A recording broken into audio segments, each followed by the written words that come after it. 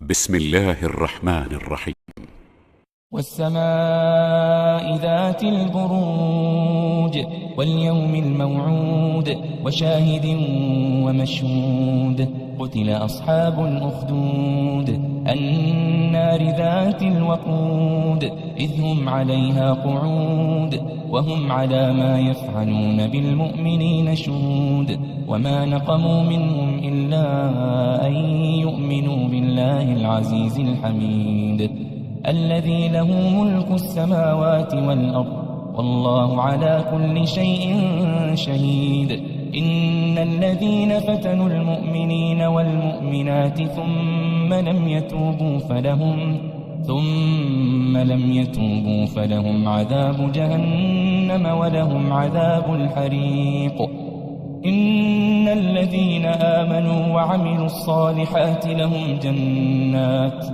لهم جنات تجري من تحتها الأنهار ذلك الفوز الكبير إن بطش ربك لشديد إنه هو يبدئ ويعيد وهو الغفور الودود ذو العرش المجيد فعال لما يريد هل أتاك حديث الجنود فرعون وثمود بل الذين كفروا في تكذيب والله من ورائهم محيط بل هو قرآن مجيد في لوح محفوظ. السلام علیکم ورحمۃ اللہ وبرکاتہ. الحمد للہ رب العالمین والصلاة والسلام علی اشرف الانبیاء والمرسلین. رب اشرح لی صدری ویسر لی امری واحلل عقدۃ من لسانی یفقهوا قولی. اللهم فقہنا فی الدین اللهم فقہنا لما تحب وترضى. سورہ بروج آگے بڑھنے سے پہلے ایک ہوم ورک آپ لوگوں کے لیے کہ یہ سورہ میں کتب جد کے جو ورڈز آئے ہیں تجوید جو آپ لوگوں نے سیکھی اور پڑھتے بھی ہیں تو 5 کالم بنائیے کتب جد کا. کتب جد معلوم ہے نا سب کو؟ حروف قلقلہ قاف تا با جیم دال حروف قلقلہ. تو اس کے 5 انڈیکس بنائیے، 5 کالم بنائیے اور اس میں سے ورڈز الگ کیجیے. جیسے ابھی پہلا ورڈ آ رہا ہے بروج تو جیم والا ورڈ، پھر موعود دال والا ورڈ، ایسے ہی سب کو الگ الگ کرو 5 کو، کیونکہ 5 اس میں آئے ہیں جو کتب جد ہے قلقلہ کے ورڈز. ٹھیک ہے؟ اور سب لکھ کر مجھے فوٹو لے کے بھیجیں گے. جیسے آپ پیپر کا فوٹو بھیجتے ہو ویسے مجھے پرسنل پہ فوٹو بھیجو گے. ابا مطلب جیم ڈال ایسا الگ الگ کالم اس میں ورڈ لکھنا ہے، جو دال والا جیم والا. ہاں جو ورڈ کا آ رہا ہے ورڈ، وہ ورڈ پورا لکھنا ہے اس کالم میں. جیسے اگزامپل بتائیں نا، جیم کے کالم میں کیا لکھو گے؟ بروج.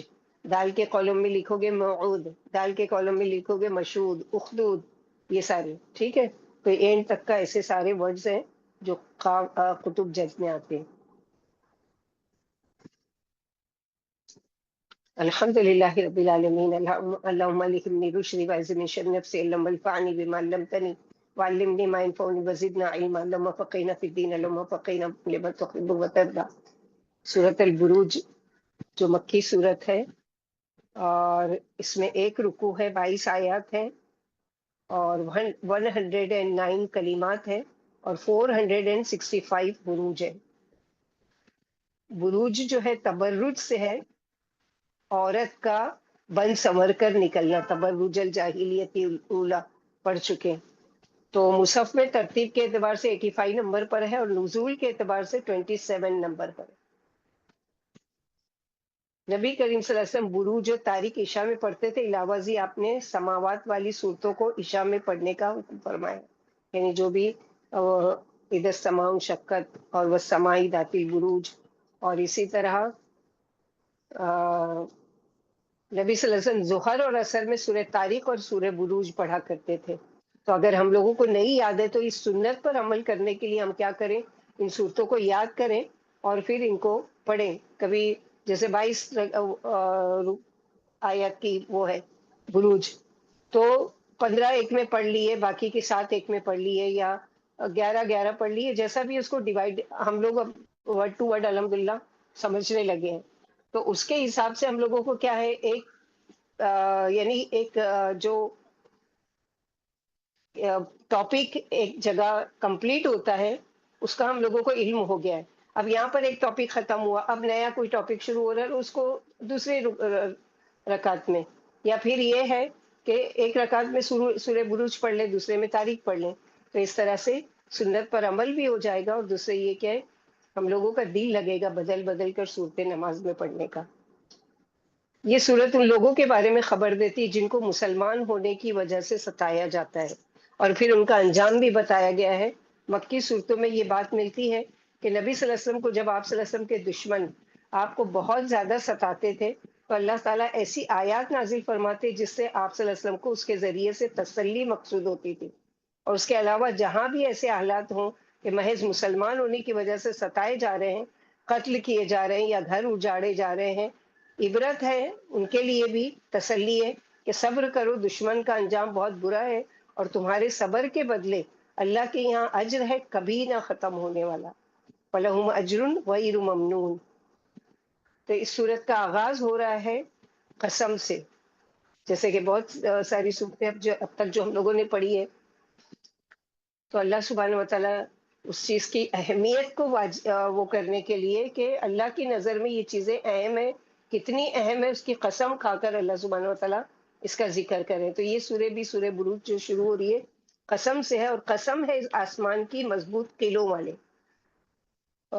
بروج جمع ہے برج کی، اس سے مراد وہ 12 بروج، بعض کے نزدیک اس سے مراد عظیم الشان تارے اور سیارے ہیں، بعض کے نزدیک آسمان کے دروازے، بعض کے نزدیک چاند کی منزلیں ہیں. یہ اللہ تعالیٰ کا سمجھانے کا مقصد یہ ہے کہ یہ آسمان جو تم کو نظر آتا ہے یہ محض دنیا کی چھتی نہیں ہے، اور نہ ہی یہ ایک نیلی یا سفید چادر، بلکہ اس میں اللہ کی بے پناہ نشانی ہے کہ اللہ سبحانہ و تعالیٰ نے اس کو ایسے ہی بیکار ابس نہیں بنا دی ہے، بلکہ اللہ سبحانہ و تعالیٰ نے اس کا بنانے کا کوئی مقصد ہے. بروج کا لفظ برجا سے ہے، ظاہر ہونا، بلند ہونا، اور برجا کا معنی ہوتا ہے بروج بنانا، بلند عمارات جس کو ٹاور وغیرہ بھی کہتے ہیں. تو بروج ابراج کی جمع ہے، ایسی عمارت جس کو سر اٹھا کر دیکھنا پڑے. ٹاور وغیرہ جو اتنی اونچی بلڈنگیں ہوتی ہے آج کل، تو ہم لوگوں کے لیے سمجھنا مشکل ہی نہیں ہے کہ 45 فلور کی، 50 فلور کی، 100 فلورز کی بھی بن چکی ہے. تو یہ اتنی ایسی عمارتیں، اتنی اونچی عمارتیں کہ جس کو سر اٹھا کر دیکھنا پڑے. یہاں پر آسمان کے برجوں کا ذکر ہے، پچھلی صورتوں میں بھی آسمان کا مختلف ذکر آیا ہے. سورہ فرقان میں اللہ تعالیٰ فرماتے ہیں تبارک الذی جعل فی السماء بروجا، بہت بابرکت ہے وہ ذات جس نے آسمان میں برج بنائے. برج ہے کیا؟ اس کے کئی معنی کیے گئے ہیں. نمبر 1 یہ ہے کہ چاند اور ستاروں کی منزلیں ہیں، مقامات وہ جس سے وہ ایک جگہ سے دوسری جگہ پہنچتے ہیں. دوسرا معنی ہے بڑے بڑے ستارے ہیں جو روشن اور ظاہر ہیں. تیسرا معنی بروج سے مراد وہ حفاظتی مقامات جہاں پر فرشتے متعین ہیں، یعنی شیطانوں پر شہاب ثاقب پھینکنے کے لیے یا ان کو مار بھگانے کے لیے جو ایک مقام بنایا اللہ تعالیٰ نے حفاظتی، جیسے ہوتے ہیں نا کہ ہمارے یہاں چوکی وغیرہ ہوتی ہے کہ جہاں پر فوجی وغیرہ بٹھائے جاتے ہیں کہ کوئی دشمن اس میں نہیں آنے پائے. تو ایسے ہی فرشتوں کو اللہ تعالیٰ نے متعین کیا ہے کہ آسمان کی اور آسمان کی باتوں کی حفاظت کے لیے، کہ جہاں پر یہ جو شیطان جو آتے ہیں اس میں سے کچھ چوری کرنے کے لیے، تو ان کو کیا کیا جاتا ہے کہ مار بھگانے کے لیے اللہ سبحانہ و تعالیٰ نے وہ مقامات رکھے ہیں کہ جہاں پر فرشتے ٹھہرتے ہیں اور ان کو شعاب ثاقب کے ذریعے مار بھگاتے ہیں. اس کے علاوہ ہے والیوم الموعود، اگلی جو آیت ہے والیوم الموعود، اور والیوم الموعود یعنی قسم ہے اس دن کی جس کا وعدہ کیا گیا ہے، قیامت کا دن. یعنی یہ کون سے دن کی بات کی جا رہی ہے؟ جس کا وعدہ کیا گیا ہے. اور اس دن کی جس کا وعدہ کیا گیا مراد ہے قیامت کا دن. کیا ہوگا قیامت کے دن؟ وشاہد و مشہود، یعنی اور دیکھنے والے کی اور دیکھی جانے والی چیز کی. اس سے مراد ہے کہ جب قیامت کا دن آئے گا تو دیکھنے والا دیکھ رہا ہوگا، اور جو چیز دیکھی جا رہی ہوگی وہ بھی بالکل سامنے ہوگی.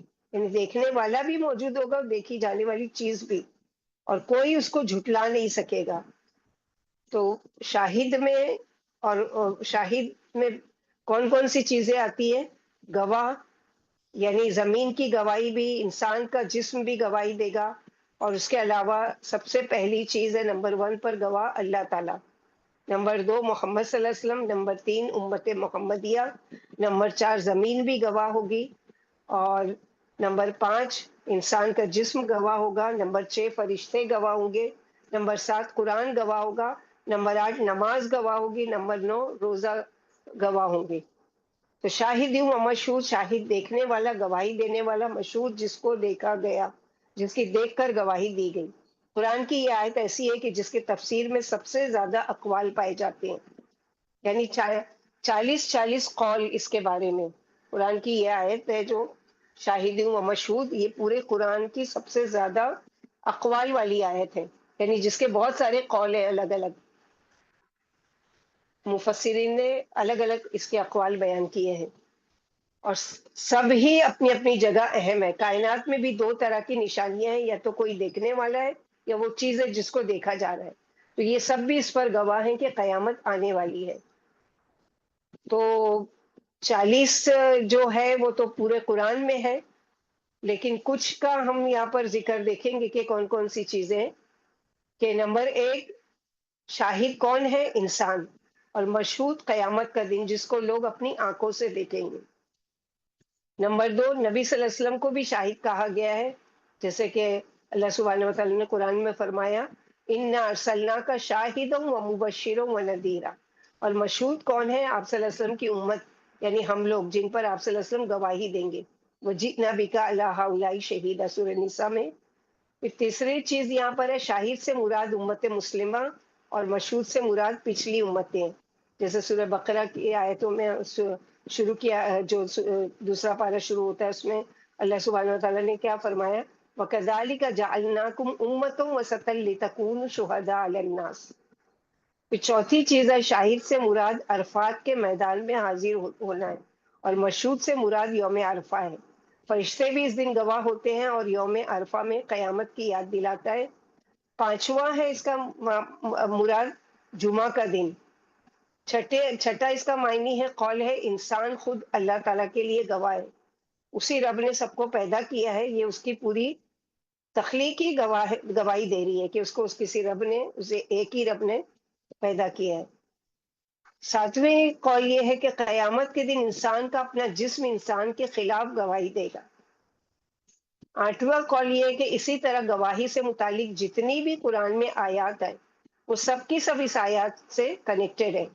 تو قیامت کے دن ایسا نہیں ہے جو تم سے چھپا ہوا ہوگا، بلکہ تم خود دیکھو گے، گواہی دو گے، اور اس دن بھی مشہود یعنی دیکھ رہے ہوں گے۔ کیسے؟ جیسے کہ ماں اور بچہ، مثال کے طور پر ماں کیا ہے؟ گواہ ہے، اور مشہود کیا ہے؟ بچے، جو اپنے بچوں کو دیکھ رہی ہے۔ ماں جو ہوتی ہے اپنے بچے کو ٹیک کیئر کرتی ہے نا، دیکھتی ہے، تو ماں کیا ہو گئی؟ شاہد ہو گئی، اور مشہود کیا ہو گئے؟ اس کے بچے۔ اسی طرح کلاس روم میں کوئی ٹیچر ہے، وہ شاہد ہے، اس کے جو اسٹوڈنٹس ہیں وہ مشہود ہیں۔ تو یہ ساری مثالیں ہیں اس طرح کی کہ ایک چیز ہے جو خود کوئی چیز دیکھ رہا ہے، اور دوسرا کہ جو چیز کو وہ دیکھ رہا ہے، یہ دونوں چیزیں ملا کر۔ تو یہاں پر اللہ سبحانہ وتعالیٰ قسم کھا رہے ہیں ان ساری چیزوں کی۔ قسم ہے بروج کی، قسم ہے اس دن کی جو وعدہ کیا ہوا ہے، قسم ہے حاضر ہونے والے کی اور جو حاضر کیے جائیں گے اس دن، اس کی۔ اب آگے واقعہ بیان کیا جا رہا ہے، قتل اصحاب الاخدود، مارے گئے خندقوں والے۔ کون تھے یہ خندقوں والے؟ کیا ہے ان کا واقعہ؟ تو خندقوں والے یعنی لمبائی کی شکل میں گڑھا کھودنا، خد کہتے ہیں گال کے گڑھے کو بھی۔ یہ خندقیں آگ سے بھر گئی تھی جو ایندھن والی تھی، الناری ذات الوقود، ایندھن والی تھی۔ اذ ہم علیہا قعود، جب وہ اس پر بیٹھے ہوئے تھے، وہم علی بالمؤمنین شہود، اور جو کچھ وہ ایمان والوں کے ساتھ کر رہے تھے وہ اس کو دیکھ رہے تھے۔ یہاں ایک خاص واقعے کا ذکر ہے جس کو ہم لوگ پڑھیں گے۔ قتیلہ یعنی بددعا کے معنی میں، اور یہاں پر اللہ سبحانہ وتعالیٰ اسی کا ذکر کر رہے ہیں کہ مارے گئے، ہلاک کیے گئے۔ اخادید یعنی اخدود، خد سے گڑا، گال میں جو ڈمپلس وغیرہ پڑتے ہیں اس کو بھی گڑا یہ خد کہتے ہیں. اور قعود یعنی ایک ہوتا ہے جلوس، جلوس یعنی تھوڑی دیر کے لیے کہیں بیٹھنا، اور قعود یعنی جم کر ایک ہی جگہ بیٹھ کر. تو یہ اصحاب الاخدود کا واقعہ پڑھنے سے پہلے دیکھتے ہیں کہ یہ کون لوگ تھے، یعنی کہاں کے لوگ تھے، کہ جس کے بارے میں یہاں پر ہسٹری میں آتا ہے. تو لغت میں اخدود زمین کی لمبائی کو کہتے ہیں، جس طرح زلزلے کے نتیجے میں بن جاتی ہے. اصحاب اخدود کا ذکر قرآن مجید میں سورہ بروج میں آیا ہے.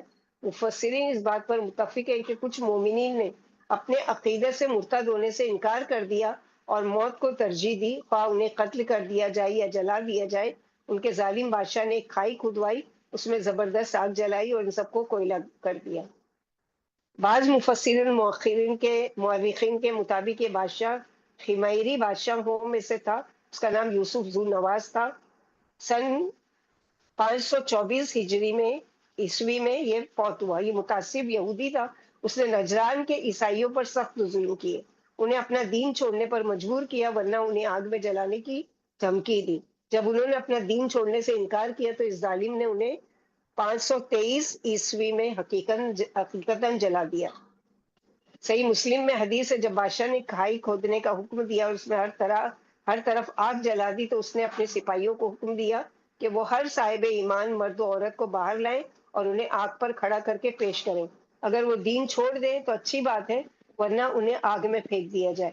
ایک عورت اپنے بچے کو گود میں اٹھائی ہوئی آئی، وہ آگ میں چھلانگ لگانے سے ذرا ہچکچائی تو بچہ بول اٹھا، ماں مضبوط رہے، بلا شبہ تو حق پر ہے.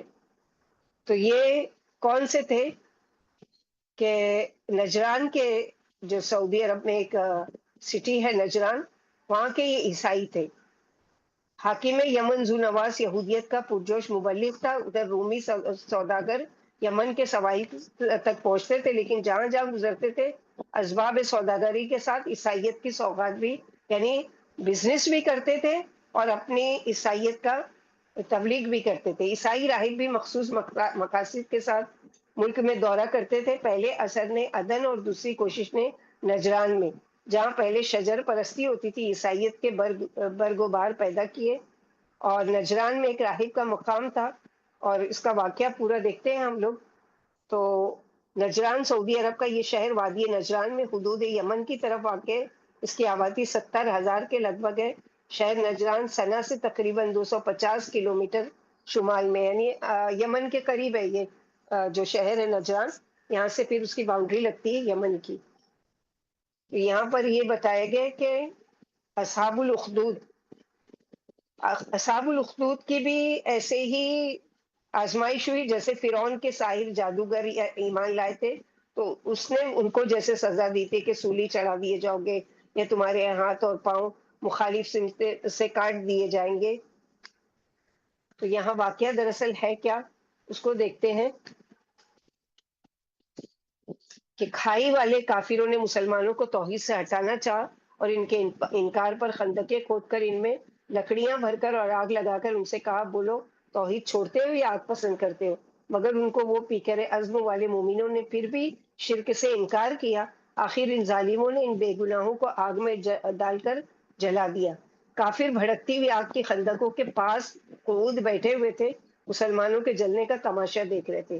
بیچارے مسلمانوں کا صرف یہ قصور تھا کہ وہ اللہ پر ایمان لے آئے تھے.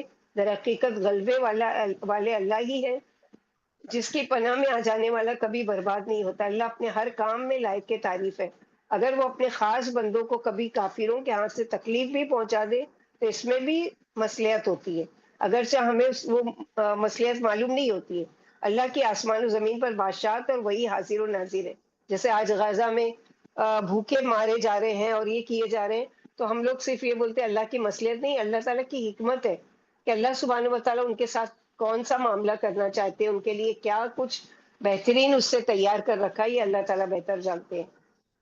تو بہت سی جگہ اس طرح کے واقعات ہوئے کہ جس طرح سے، جیسے بوسنیا اور ہرسک میں لوگوں کو صرف اس لیے کہ وہ تو دین کو جانتے بھی نہیں تھے، صرف کلمہ پڑھا ان لوگوں نے اور نام پوچھ کر ان کو مارا گیا. تو آج بھی ایسے حالات ہیں. اللہ سبحانہ تعالیٰ سب کی حفاظت کرے. نبی صلی اللہ علیہ وسلم فرماتے ہیں پہلے زمانے میں ایک بادشاہ تھا جس کے پاس ایک جادوگر رہتا تھا. جب جادوگر بوڑھا ہو گیا تو اس نے بادشاہ سے کہا مجھے کوئی ذہین بچہ دے دیجئے جسے جادو سکھا دوں. چنانچہ اسے ایک بچہ دے دیا گیا. یہ بچہ اس کے پاس آتا جاتا رہتا تھا. راستے میں ایک عالم کا گھر پڑتا تھا. ادھر سے گزرتے ہوئے کبھی کبھی یہ بچہ اس عالم کا واز سننے لگتا تھا اور کبھی عبادت بھی کرنے لگتا تھا. ادھر تو اسے جادوگر ڈانٹتا تھا، ادھر ماں باپ تنبیہ کرتے رہتے تھے کیونکہ دونوں جگہ وہ دیر سے پہنچتا تھا. ایک دن اس نے تنگ آ کر عالم سے شکایت کی. فرمایا اگر جادوگر پوچھے تو کہہ دیا کرو گھر والوں نے، اور اگر ماں باپ پوچھے تو کہہ دیا کرو جادوگر نے روک لیا تھا. آخر اسی طرح ایک زمانہ گزر گیا. بچہ ادھر تو جادو سیکھتا رہا، ادھر اللہ کا دین بھی سیکھ کر بڑا ہو گیا.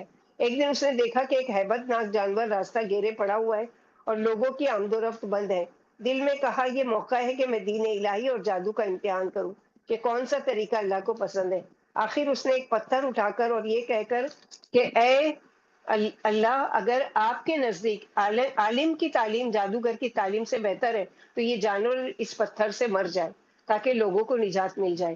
اس جانور کو پھینک کر مارا. اللہ کی شان پتھر لگتے ہی جانور مر گیا. پھر بچے نے عالم سے یہ واقعہ جا کر کہا. فرمایا بیٹا اب تم مجھ سے افضل ہو، تمہاری آزمائش ہوگی. اگر ایسا ہوا تو میرے متعلق نہیں کسی کو بتانا کہ میں نے تم کو یہ علم سکھایا ہے. پھر تو اس کے پاس ضرورت مندوں کا ایک ٹانٹا بن گیا. یعنی اس کی دعا سے پیدائشی اندھے اور کوڑی اور ہر قسم کے بیمار اچھے ہونے لگے. دربار میں ایک نابینا وزیر بھی تھا. جب اس کے کان میں یعنی یہ بات پڑی کہ وہ بھی تحفے تحائف لے کر حاضر ہوا اور کہنے لگا اگر میری بینائی لوٹ آئے گی تو یہ سب کچھ تجھے دے دوں گا. بولا دیکھو شفا دینے والے اللہ تعالیٰ ہے، اللہ کے اختیار میں ہے، میں کچھ بھی نہیں کر سکتا. اگر تم اللہ کا دین قبول کر لو گے تو میں تمہارے لیے ضرور دعا کروں گا. وزیر نے اقرار کر لیا. بچے نے دعا کی، اللہ نے وزیر کی بینائی لوٹا دی. اب تو وزیر حسب ثابت دربار میں کام کرنے لگا اور بادشاہ نے تعجب سے پوچھا کہ بینائی تیری کیسی لوٹی؟ وزیر بولا اللہ سبحانہ و تعالیٰ نے مجھے شفا دی. بادشاہ بولا یعنی کیا میں نے؟ وزیر بولا نہیں، ہمارا اور تمہارا رب اللہ ہے. بادشاہ کہنے لگا کیا میرے علاوہ بھی تیرا کوئی اور رب ہے؟ وزیر نے کہا ہاں، ہم سب کا رب اللہ ہے. بادشاہ نے وزیر کو مارا پیٹا اور طرح طرح کی سزائیں دی اور پوچھا تجھے یہ تعلیم کس نے دی؟ وزیر فلاں بچے کے ہاتھ پر میں مشرف با اسلام ہوا. بادشاہ نے بچے کو بلا کر کہا اب تو تو جادو میں خوب ماہر ہو گیا ہے. اس نے کیا سمجھا کہ جادو سے یہ کر رہا ہے، تو بڑا خوش ہوا کہ میں نے جو اس کو جادوگر کے پیچھے لگا دیا تھا سیکھنے کے لیے، تو اب یہ جادو سیکھ کر بہت ماہر ہو گیا ہے کہ جادو سے ہر قسم کی بیماریاں دور کرنے لگا ہے. بچہ بولا آپ غلط سوچ رہے ہیں، بھلا میں کیا اور جادو کیا، شفا اللہ کے اختیار میں ہے. بادشاہ نے کہا یعنی میرے اختیار میں؟ بچہ بولا ہرگز نہیں. بادشاہ کہنے لگا کیا تیرا بھی میرے سوا کوئی رب ہے؟ بچہ بولا ہاں، ہم سب کا رب اللہ ہے. بادشاہ نے بچے کو بھی طرح طرح کی تکلیفیں پہنچا کر عالم کا پتہ لگا لیا اور اسے بلا کر ترک اسلام کا حکم دیا. اس نے انکار کر دیا. آخر آرے سے اس کے 2 ٹکڑے کر دیے گئے. پھر بچے کو ترک اسلام کا حکم دیا. بچے نے بھی انکار کر دیا. بادشاہ نے حکم دیا کہ فلاں پہاڑی کی چوٹی پر لے جا کر ایک دفعہ پھر اسے ترک دین کے لیے سمجھاؤ، یہ پلٹ جائے دین سے. مان جائے تو خیر، ورنہ چوٹی سے دھکا دے کر گرا دینا. چنانچہ پہاڑ پر لے جایا گیا.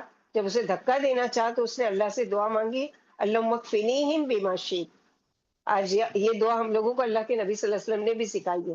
جب کسی چیز کا ڈر ہو، کوئی خوف ہو، کسی کے لیے کوئی دشمنی کا اندیشہ ہو تو کثرت سے یہ دعا پڑھیں اللہم اکفنیہم بما شئت.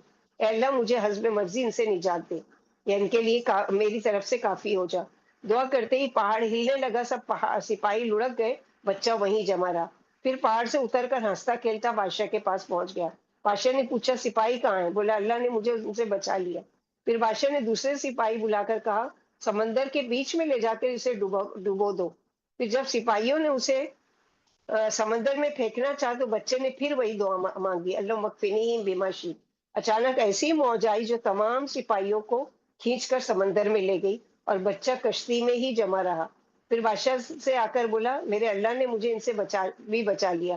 تم مجھے کسی بھی تدبیر سے نہیں مار سکو گے. ہاں ایک تدبیر میں بتاؤں؟ پوچھا کیا ہے؟ بولا تم لوگوں کو ایک میدان میں جمع کرو اور کھجور کے تنے پر سولی چڑھا کر میرے ترکش میں سے ایک تیر نکال کر میری کمان میں چڑھا کر یہ الفاظ کہو، بسم اللہ و ربی ہاد الغلام، پڑھ کر مجھے مار دینا، میں مر جاؤں گا۔ بادشاہ نے یہی تدبیر کی، تیر بچے کی کنپٹی پر لگا اور اس نے اس جگہ اپنا ہاتھ رکھ لیا اور شہید ہو گیا۔ پھر تو لوگوں کو اس کے دین کی سچائی کا یقین ہو گیا، یعنی جاتے جاتے بھی کتنی حکمت سے کام لیا کہ سارے لوگوں میں یعنی گواہی کے طور پر دین کو پہنچا دیا، کہ سارے ہی لوگوں نے جب دیکھ لیا کہ سچا دین یقیناً یہی ہے کہ جس کے نام پر اس کو مارا گیا، چاروں طرف سے آوازیں آئیں، ہم اس بچے کے رب پر ایمان لائے۔ بادشاہ کے آدمی یہ حال دیکھ کر گھبرائے، کہنے لگے اس بچے کی ترکیب ہم سمجھ ہی نہیں سکے کہ یہ کیا دراصل کرنا چاہتا تھا۔ یہ اتنے سارے لوگوں کو مسلمان کرنا چاہتا تھا، ایمان لانے کے لیے ان کو دعوت دے کر گیا۔ لوگوں نے اسی کا دین قبول کر لیا اور جو ڈر تھا وہ سامنے آ گیا۔ آخر بادشاہ نے تمام محلوں اور راستوں میں کھائیاں کھدوا کر ان میں لکڑیاں بھروا کر آگ لگوا دی اور ان بے گناہوں کو آگ میں ڈالنا شروع کر دیا۔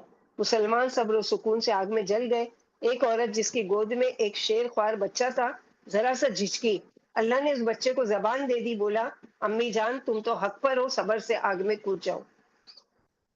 سہیب رضی اللہ عنہ کہتے ہیں نبی صلی اللہ علیہ وسلم عصر کی نماز کے بعد ہونٹوں ہی ہونٹوں میں کچھ فرمایا کرتے تھے۔ پوچھا آپ کیا فرماتے ہیں؟ فرمایا ایک نبی تھے، انہیں اپنی امت پر فخر تھا، ایک دن سوچنے لگے کہ ان کی دیکھ بھال کون کرے گا، اللہ نے وہی بھیجی کہ یا تو میرا عذاب پسند کرو یا تم پر دشمن کو مسلط کر دیا جائے گا۔ انہوں نے عذاب پسند کر لیا، آخر ایک ہی دن میں 70,000 مارے گئے۔ پھر صہیب رضی اللہ عنہ نے مذکورہ واقعہ بیان کیا، پھر قتل سے مجید تک آیتیں پڑھی، اور اللہ سبحانہ و تعالیٰ جیسے اس میں بتا رہے ہیں کہ وما نقموا منهم الا ان يؤمنوا بالله العزیز الحمید، کیوں مارے گئے یہ سارے کے سارے؟ اور وہ ان سے نہیں ناراض ہوئے مگر اس قصور پر کہ وہ اللہ پر ایمان لائے۔ یعنی خندقوں میں کیوں ان کو جلایا گیا؟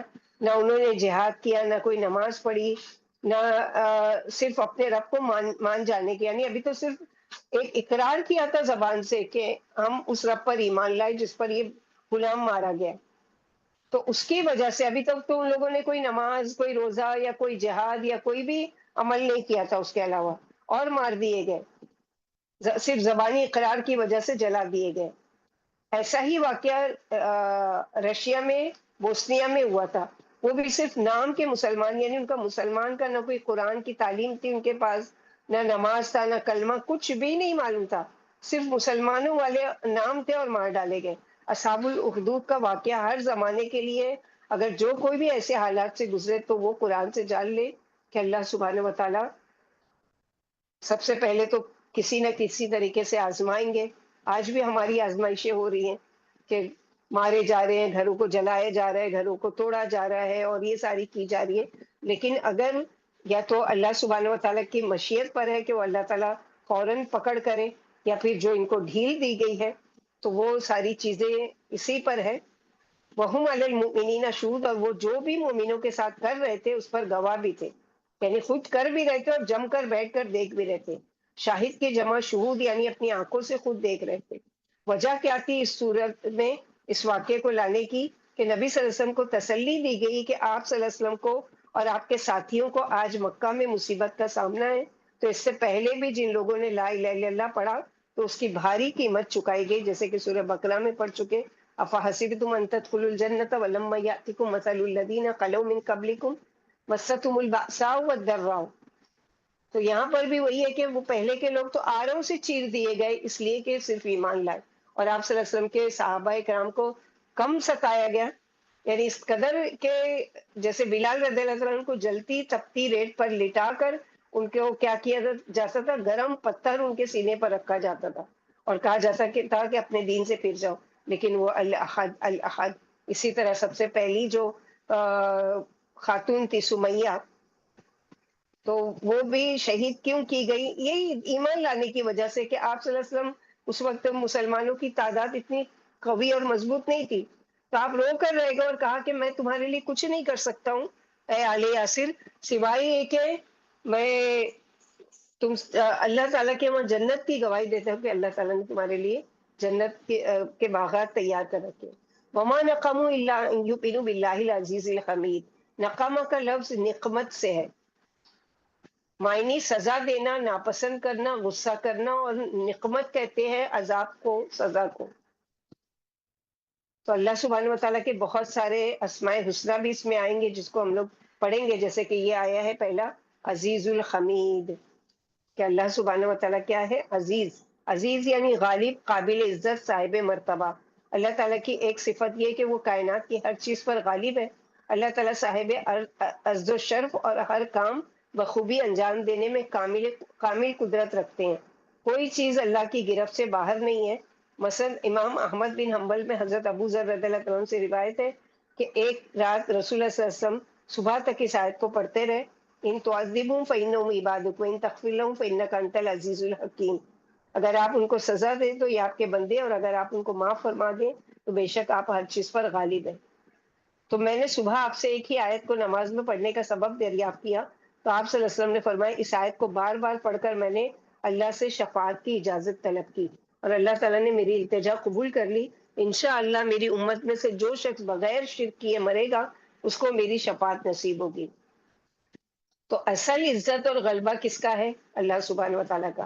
اللہ تعالیٰ عزت اور غلبے کے منبع اور سرچشمہ ہے۔ اس کی عزت اور غلبے کی کوئی مثال نہیں ہے۔ اللہ تعالیٰ جسے چاہتے ہیں، وہ جس قدر چاہتے ہیں عزت اور دوسروں پر غلبہ عطا فرماتے ہیں، اور جسے ذلت سے دوچار کرنا چاہیں اسے کوئی ذلت سے بچا نہیں سکتا۔ دنیا میں ہر عزت والا اور غالب اس کی ذات سے عطا شدہ عز و شرف اور طاقت و غلبہ کا مرہون منت ہے۔ دنیاوی طور پر سب سے زیادہ عزت والے اور غالب انسان بھی اللہ تعالیٰ کے سامنے بے بس اور بے کس اور ہیچ ہے۔ اس کے عزیز ہونے کی کسی سے مشابہت نہیں ہو سکتی۔ العزیز نے اپنی رضامندی کو اپنی اطاعت میں چھپا رکھا ہے، لہذا کسی عمل کو چھوٹا نہ سمجھا جائے، نہ معلوم اللہ تعالیٰ کی رضامندی اس میں چھپی ہوئی ہو۔ نبی صلی اللہ علیہ وسلم جو دعا مانگا کرتے تھے، خود اللہ تعالیٰ نے آپ صلی اللہ علیہ وسلم کو دعا سکھائی تھی، اپنی طرف سے انکساری اور عاجزی اور اللہ تعالیٰ کی محبت، عزت و مرتبہ اور غلبہ اور حکمت پناہ انسان کو اپنی تمام تر معاملات کو العزیز کی مشیت کے سپرد کر دینی چاہیے۔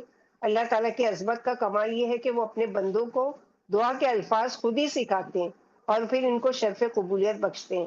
اللہ تعالیٰ اپنے نیک بندوں کو دنیا میں بھی رسوائی سے بچاتے ہیں اور آخرت میں بھی رسوائی سے بچائیں گے۔ اللہ تعالیٰ ایسے غالب ہیں کہ اس کو زہر کرنا یا اس تک برائی پہنچانا ناممکن ہے۔ اس کی طاقت اور رسائی ہمیشہ سے قائم ہے اور ہمیشہ قائم رہے گی۔ جس طرح وہ تمام کائنات کو پیدا کرنے پر قدرت رکھتے ہیں، اسی طرح وہ تمام کائنات کو ختم کرنے پر بھی قدرت رکھتے ہیں۔ پھر اس مخلوق کو دوبارہ زندہ کر کے اپنے دربار میں حاضر کرنے پر بھی مکمل قدرت رکھتے ہیں۔ اس کی اس صفت سے کوئی چیز انحراف نہیں کر سکتے۔ اللہ تعالیٰ جب چاہتے ہیں چھوٹی جماعت کو بڑی جماعت پر غلبہ عطا کرتے ہیں، اور جب چاہتے ہیں بڑی جماعت کو چھوٹی جماعت پر غلبہ عطا فرماتے ہیں، اور کوئی سرکش اس کو غلبہ پانے میں عاجز نہیں کر سکتا۔ تمام مخلوق زبان حال سے اس کی حمد و ثنا اور قبضہ قدرت کی تعریف کر رہی ہے۔ اسی لیے آزمائشوں سے بچنے کے لیے اللہ سے دعا کیا مانگنا چاہیے جو عزیز اور حکیم ہے، کہ ربنا لا تجعلنا فتنة للذین کفروا واغفر لنا ربنا انک انت العزیز الحکیم۔ سورہ ممتحنہ آیت نمبر 5۔ اے ہمارے رب، اے ہمارے پروردگار، آپ ہمیں ان لوگوں کی آزمائش میں نہ ڈالیے جنہوں نے کفر کیا، اور ہمیں بخش دیجیے اے ہمارے رب، بے شک آپ ہی غالب اور حکمت والے ہیں۔ تو یہ ہے ایک صفت اللہ سبحانہ وتعالیٰ کی جو عزیز ہے، اور ایک صفت اللہ تعالیٰ کی حمید ہے۔ حمید یعنی کیا ہے؟ تعریفوں والے، جس کی حمد و ثنا ہر زبان پر ہر حال میں جاری و ساری رہے۔ اللہ تعالیٰ اپنی حمد سب سے پہلے خود کرنے والے ہیں، جیسے سورہ حج آیت نمبر 64 میں اللہ تعالیٰ فرماتے لہو ما فی السماوات و ما فی الارض وان اللہ لہو الغنی الحمید۔ آسمان و زمین میں جو کچھ ہے اسی کا، اور یقیناً اللہ وہی ہے جو بے نیاز تعریفوں والے ہیں۔ پھر اسی طرح سورہ فاتر آیت نمبر 15 میں اللہ تعالیٰ فرماتے یا ایھا الناس انتم الفقراء الی اللہ واللہ هو الغنی الحمید۔ اے لوگوں، تم اللہ کے محتاج اور اللہ بے نیاز اور خوبیوں والے۔ کائنات میں تمام مخلوق اللہ تعالیٰ کی حمد و ثنا بیان کرتی ہے، خواہ وہ آسمانوں میں ہو یا فضاؤں میں، زمین میں ہو یا پانی میں۔ ہر ایک اس کی حمد و ثنا میں مشغول ہے، کیونکہ وہ ان کا خالق ہے، رازق ہے، مالک ہے۔ وہ نقصان سے محفوظ رکھتے ہیں، پریشانیوں اور دکھوں سے نجات دلاتے ہیں، اور ان کے راحت و آرام کے اسباب مہیا کرتے ہیں، اور سوائے جنوں انس کے کوئی اس کے احکامات سے روگردانی نہیں کرتا۔ اللہ کی صفات میں ہے کہ وہ اپنی ذات میں اکمل اور جامع ہے، وہ لاتعداد صفات کا مالک ہے، اس کی تمام خلق میں خوبصورتی ہے، کوئی بھی اس کی بنائی ہوئی اشیاء کو دیکھ کر تعریف کیے بغیر رہ نہیں سکتا۔ وہ ہر حال میں دینی اور دنیاوی رہنمائی فرماتے ہیں، اور کوئی چیز دنیا کی ایسی ہو ہی نہیں سکتی جس کی مکمل تعریف کی جائے، جیسے کہ اللہ سبحانہ وتعالیٰ خود تعریفوں والے ہیں۔ اس بار ذات باری تعالیٰ نے دنیا میں ایسی ایسی عجیب و غریب مخلوقات پیدا کی ہے کہ ان کو دیکھ کر عقل دنگ رہ جاتی ہے۔ وہ ہر مخلوق کو جب اپنی زندگی سے بالکل مایوس ہو چکی ہوتی ہے، جب تک چاہتے ہیں حفاظت سے زندہ رکھتے ہیں، اس بنا پر اس کو نہ ماننے والے بھی اس کی تعریف و توصیف کیے بغیر رہ نہیں سکتے۔ تمام کائنات صبح و شام اس کی حمد و ثنا بیان کرتی ہے، تمام مخلوقات اس کی محتاج ہے، اسے کسی سے کوئی غرض نہیں۔ اگر انسان حمد و ثنا کرتا ہے تو اس میں اسی کے لیے دینی اور دنیاوی بے شمار فوائد ہیں۔ صرف یہی ایک حکم ایسا ہے جس کو کثرت سے کرنے کا حکم دیا گیا ہے۔ ہر مسلمان کے لیے ضروری ہے کہ وہ حمد و ثنا کرنے کا کثرت سے اہتمام کرے۔ قرآن و حدیث میں بے شمار دعائیں ہیں جن میں اسماء حسنہ والی دعاؤں کا نہایت اہتمام کے ساتھ ذکر کرنا چاہیے۔ ان دعاؤں سے دنیاوی زندگی بھی آسان ہوتی ہے اور آخرت میں بھی یقینی کامیابی ہے، جیسے کہ اللہ سبحانہ وتعالیٰ کے حمد و ثنا کے لیے اللہ مکفنی بحلالک عن حرامک واغننی بفضلک عمن سواک، اے اللہ مجھے اپنے حلال کے ذریعے اپنے حرام سے بچا اور مجھے اپنے فضل کے ذریعے اپنے سوا ہر کسی سے سوال کرنے سے بچا لے۔ تو اللہ سبحانہ وتعالیٰ کی ذات کیا ہے؟ خود اپنے آپ میں محمود ہے، یعنی کوئی اگر اللہ تعالیٰ کی تعریف کرے یا نہیں کرے، اللہ تعالیٰ کو اس سے کوئی فرق نہیں پڑتا۔ اللہ تعالیٰ خود اپنی تعریفوں میں بے مثال ہے، اور اللہ سبحانہ وتعالیٰ کے تعریف جو ہے وہ خود ساری کائنات کر رہی ہے۔ اگر انسان اس سے انکار کرتا ہے تو یہ اس کی بدبختی ہے۔ آیت نمبر 9 میں الذی لہ ملک السماوات والارض واللہ علی کل شیء شہید، اور وہ ذات جس کے اور لیے آسمان و زمین کی ملکیت ہے، اور وہ اللہ ہر چیز پر گواہ ہے، وہ خود بھی دیکھ رہے ہیں کہ دنیا میں کہاں کیا ہو رہا ہے۔ اس لیے تو انصاف کے لیے اس نے قیامت کا دن رکھا ہے نا، کہ سارے ریکارڈ جو ہے موجود، اب اس کے مطابق کیا ہے، انسان کو یا تو جزا دی جائے گی یا سزا دی جائے گی۔ تو الذی لہ ملک السماوات والارض یعنی مالک بھی ہے اور خود بنانے والے بھی ہیں۔ تو حریق یعنی جنہوں نے مومنوں کو جلایا اگر انہوں نے توبہ نہ کی، آگے کی جو آیت ہے ان الذین فتنوا المؤمنین والمؤمنات ثم لم یتوبوا فلہم عذاب جہنم ولہم عذاب الحریق، کہ وہ لوگ جنہوں نے بے شک وہ لوگ جنہوں نے مومن مردوں اور عورتوں کو آزمائش میں ڈالا، کیونکہ یہ اخدود والوں کی بہت بڑی آزمائش تھی۔ تصور کریں کہ ہم تھوڑی سی بھاپ بھی برداشت نہیں کر سکتے، کہاں یہ کہ ان کو بغیر کسی قصور کے زندہ آگ میں جلایا جا رہا تھا۔ ثم لم یتوبوا فلہم عذاب جہنم، پھر جنہوں نے توبہ نہ کی اتنا بڑا جرم کر کے، پھر ان کے لیے بدلے کا دن ہے، جہنم کا عذاب ہے، اور ان کے لیے بھی جلنے کا عذاب ہے۔ ثواب کا ایک معنی یہ بھی کہ جو جس کے ساتھ جیسا کرے ویسا ہی اس پر پلٹ کر آئے، یعنی دنیا میں ان کو جلایا تو اللہ تعالیٰ نے ان کے لیے بھی حریق یعنی جلنے کا عذاب تیار کر رکھا ہے، اور کیسا عذاب، دنیا کی آگ کی طرح نہیں ہے بلکہ ہمیشگی والا بھی اور اس سے زیادہ شدید بھی۔ دوسری چیز یہ پتہ چلتی ہے کہ کسی کا قصور کتنا ہی بڑا کیوں نہ ہو، مگر اگر وہ توبہ کر لے، معافی مانگ لے تو معافی ہو سکتی ہے۔ یہ تو حقوق العباد میں سے تھا، تو قیامت کے دن اللہ کی مشیت پر ہوگا کہ وہ کیسے ان توبہ کرنے والوں سے عفو و درگزر کروائیں گے، اور اللہ سبحانہ و تعالیٰ خود اس چیز پر قادر ہے کہ اللہ تعالیٰ جس کو چاہے یغفر لمن یشاء ویعذب من یشاء، اللہ تعالیٰ جس کو چاہے بخشش کر دے اور جس کی چاہے پکڑ کرے، یہ اللہ سبحانہ و تعالیٰ کے اختیار میں ہے۔ یعنی انسان کسی چیز کا بھی اختیار نہیں رکھتا ہے، نہ اپنے آپ کو جہنم کی آگ سے بچانے کا، الا یہ کہ وہ کوشش کرے ایسی چیز کا کہ جس کی وجہ سے وہ جہنم کی آگ سے بچ جائے۔ تو جنہوں نے مسلمانوں کو جلایا اگر اب بھی توبہ نہیں کی تو ان کے لیے جہنم اور جلن والا عذاب ہے۔ تو بڑے سے بڑا بھی گناہ کیوں نہ ہو جائے انسان سے، اب یہ معمولی چیز نہیں ہے کہ ہزاروں لوگوں کو، پورے کے پورے قبیلے والوں کو اس نے کیا کیا، اس بادشاہ نے، صرف اس لیے کہ اس کو نہیں مانا گیا تھا بادشاہ اور رب، جو اپنے آپ کو فرعون کی طرح انا ربکم الاعلی کہتا تھا، تو اس کو رب نہیں مانا گیا بلکہ کسی اور رب پر وہ سب ایمان لائے، صرف اس لیے اس نے کیا کیا، اپنے آپ کو بڑی چیز سمجھا اور اس غصے کی وجہ سے ان کو کیا ہے، آگ میں جلا دیا۔ تو جو کچھ کر سکتا تھا وہ دنیا کے عذاب پر، لیکن آخرت کے عذاب سے کیا وہ خود اپنے آپ کو بچا سکے گا؟ ہرگز نہیں، بلکہ ان ساروں کے بدلے میں اس کو بار بار بار بار اس کو وہی چیز کا عذاب دیا جائے گا۔ یعنی ایسا تو نہیں ایک قاتل کو ایک دفعہ مارا گیا دنیا میں تو اس کو 100 کو بھی مارا ہے تو اس کو ایک کو مار کے سزا پوری ہو گئی، لیکن وہاں پر تو بار بار وہی چیز دہرائی جائے گی، بار بار اس عذاب میں جلیں گے اور بار بار اس کا وہ احاطہ کریں گے۔ اسی طرح ہم لوگوں نے دیکھا کہ جو ایک ماں ہے جو جانے سے یعنی بچے کو ڈالے جانے سے اور خود کودنے سے جھجک رہی ہے، تو بچے کو اللہ تعالیٰ نے قوت دی کہ اس نے بات کی۔ تو جیسے کہ اللہ کے نبی صلی اللہ علیہ وسلم نے فرمایا کہ 4 بچے ایسے، یا 3 بعض روایت میں 3 بعض روایت میں 4 آتا ہے کہ 4 بچے ایسے کہ جنہوں نے بچپن میں بات کی، جب جھولے میں جب وہ بچے بات کرنے کی عمر کے نہیں ہوتے تب ان لوگوں نے بات کی۔ اس میں سے نمبر 1 پر وہ جو عیسیٰ علیہ السلام کے فی المہدی وکہلا ومن الصالحین کے انہوں نے وَيَكُلِّمُ النَّاسَ فی المہدی کہ انہوں نے کلام کیا لوگوں سے جھولے میں، پنگوڑے میں۔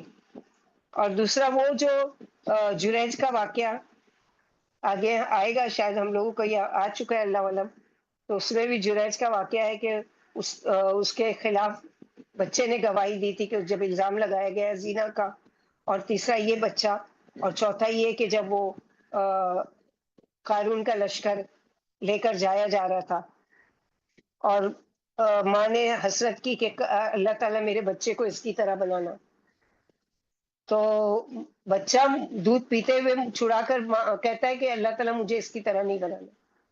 پھر جب دیکھا کہ جو لوگ ایمان والے تھے اور وہ ان کو سزا دی جا رہی ہے، تو ماں نے کہا کہ اللہ تعالیٰ ان کی طرح میرے بچے کو نہیں بنانا، تو بچے نے دودھ چھوڑ کر کہا کیا کہا، اللہ تعالیٰ مجھے ان کی طرح بنانا، کہ ان لوگوں نے اپنے گناہ سے ایسی سچی توبہ کر لی ہے کہ جس کی وجہ سے اللہ تعالیٰ نے ان کو معاف کر دیا ہے۔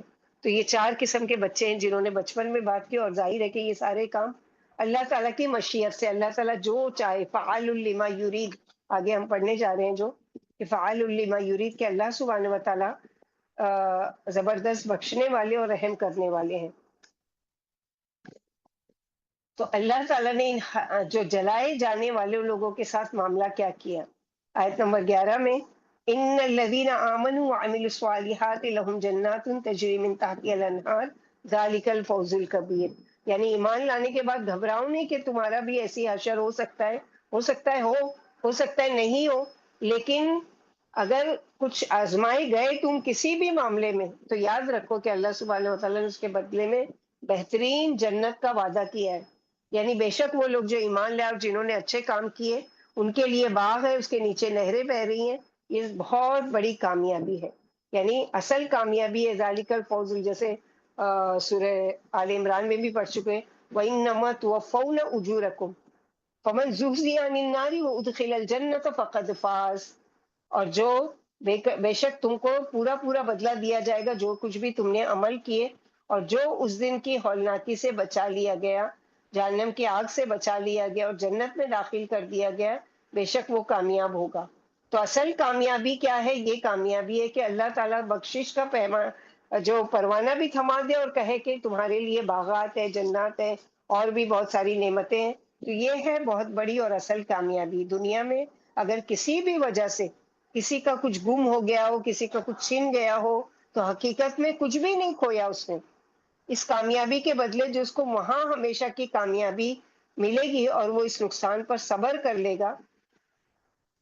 تو یہاں پر اللہ سبحانہ وتعالیٰ یہی فرما رہے ہیں کہ ان کے لیے تو یہ ہے کہ یہ بڑی کامیابی، لیکن جن لوگوں نے ظلم کیا کسی بھی طریقے سے تو یاد رکھے ان بطش ربک لشدید، بے شک تیرے رب کی پکڑ بہت سخت ہے، یعنی معمولی نہیں ہے کہ کوئی کر کے اگر دنیا میں جرم بچ بھی گیا، کسی پر ظلم کر کے بچ بھی گیا، تو وہ یہ نہیں سمجھے کہ اس کو وہاں کچھ نہیں ملے گا، بلکہ اللہ اپنی پکڑ سے بچائے تو وہ اپنے دشمنوں کو جو انبیاء کو جھٹلاتے رہے اور نافرمانیوں میں مصروف رہے، ایسی زبردست قوت سے پکڑتے ہیں کہ انہیں کہیں بھی پناہ نہیں ملتی، وہ بڑی قوتوں والے ہیں فعال لما یرید ہے، جو چاہے کرتے ہیں، اور جو چاہے اس نے اپنی قدرت سے تمہیں عدم سے وجود بخشا، اور موت کے بعد پھر ایک مقررہ وقت پر تم کو پیدا کریں گے۔ اللہ تعالیٰ سے کون ہے جو روک سکتا ہے؟ اپنے بندوں کے گناہ معاف کرنے والا، اگر وہ خلوص سے توبہ کر لے اور قطرہ ندامت یعنی آنسو بہا کر پھر چاہے کیسی ہی خطائیں ہوں سب معاف ہو جاتی ہے۔ اسے اپنے بندوں سے پیار ہے۔ اللہ تعالیٰ عرش والے ہیں جو سب سے بڑا اونچا ہے۔ تو یہاں پر اللہ سبحانہ وتعالیٰ کی یہ صفات آ رہی ہے کہ ان بطش ربک لشدید، بے شک آپ کے رب کی پکڑ بڑی سخت ہے۔ یعنی یہ آج سمجھ رہے ہیں کہ ان کو پکڑ نہیں ہوئی اور اتنے ہزاروں کو ان لوگوں نے جلا دیا اور کسی نے ان کا کچھ نہیں بگاڑا، تو یاد رکھو کہ جیسے کہ کسی شاعر نے ایک شعر کہا ہے، نہ جا اس کے تحمل پر کہ بے ڈھب ہے پکڑ اس کی، ڈر اس کی دیر گیری سے کہ سخت ہے انتقام اس کا۔ یعنی اگر فوری اللہ تعالیٰ کسی سے بدلہ نہیں لیتے، جیسے بعض دفعہ ہم لوگ بھی دیکھتے ہیں نا، اس قدر ظلم کر رہے ہیں اور ان کو اور بھی مزید ان کو سہولتیں مل رہی ہے، چھوٹ ملی ہوئی ہے، ان کی کوئی پکڑ کرنے والا نہیں۔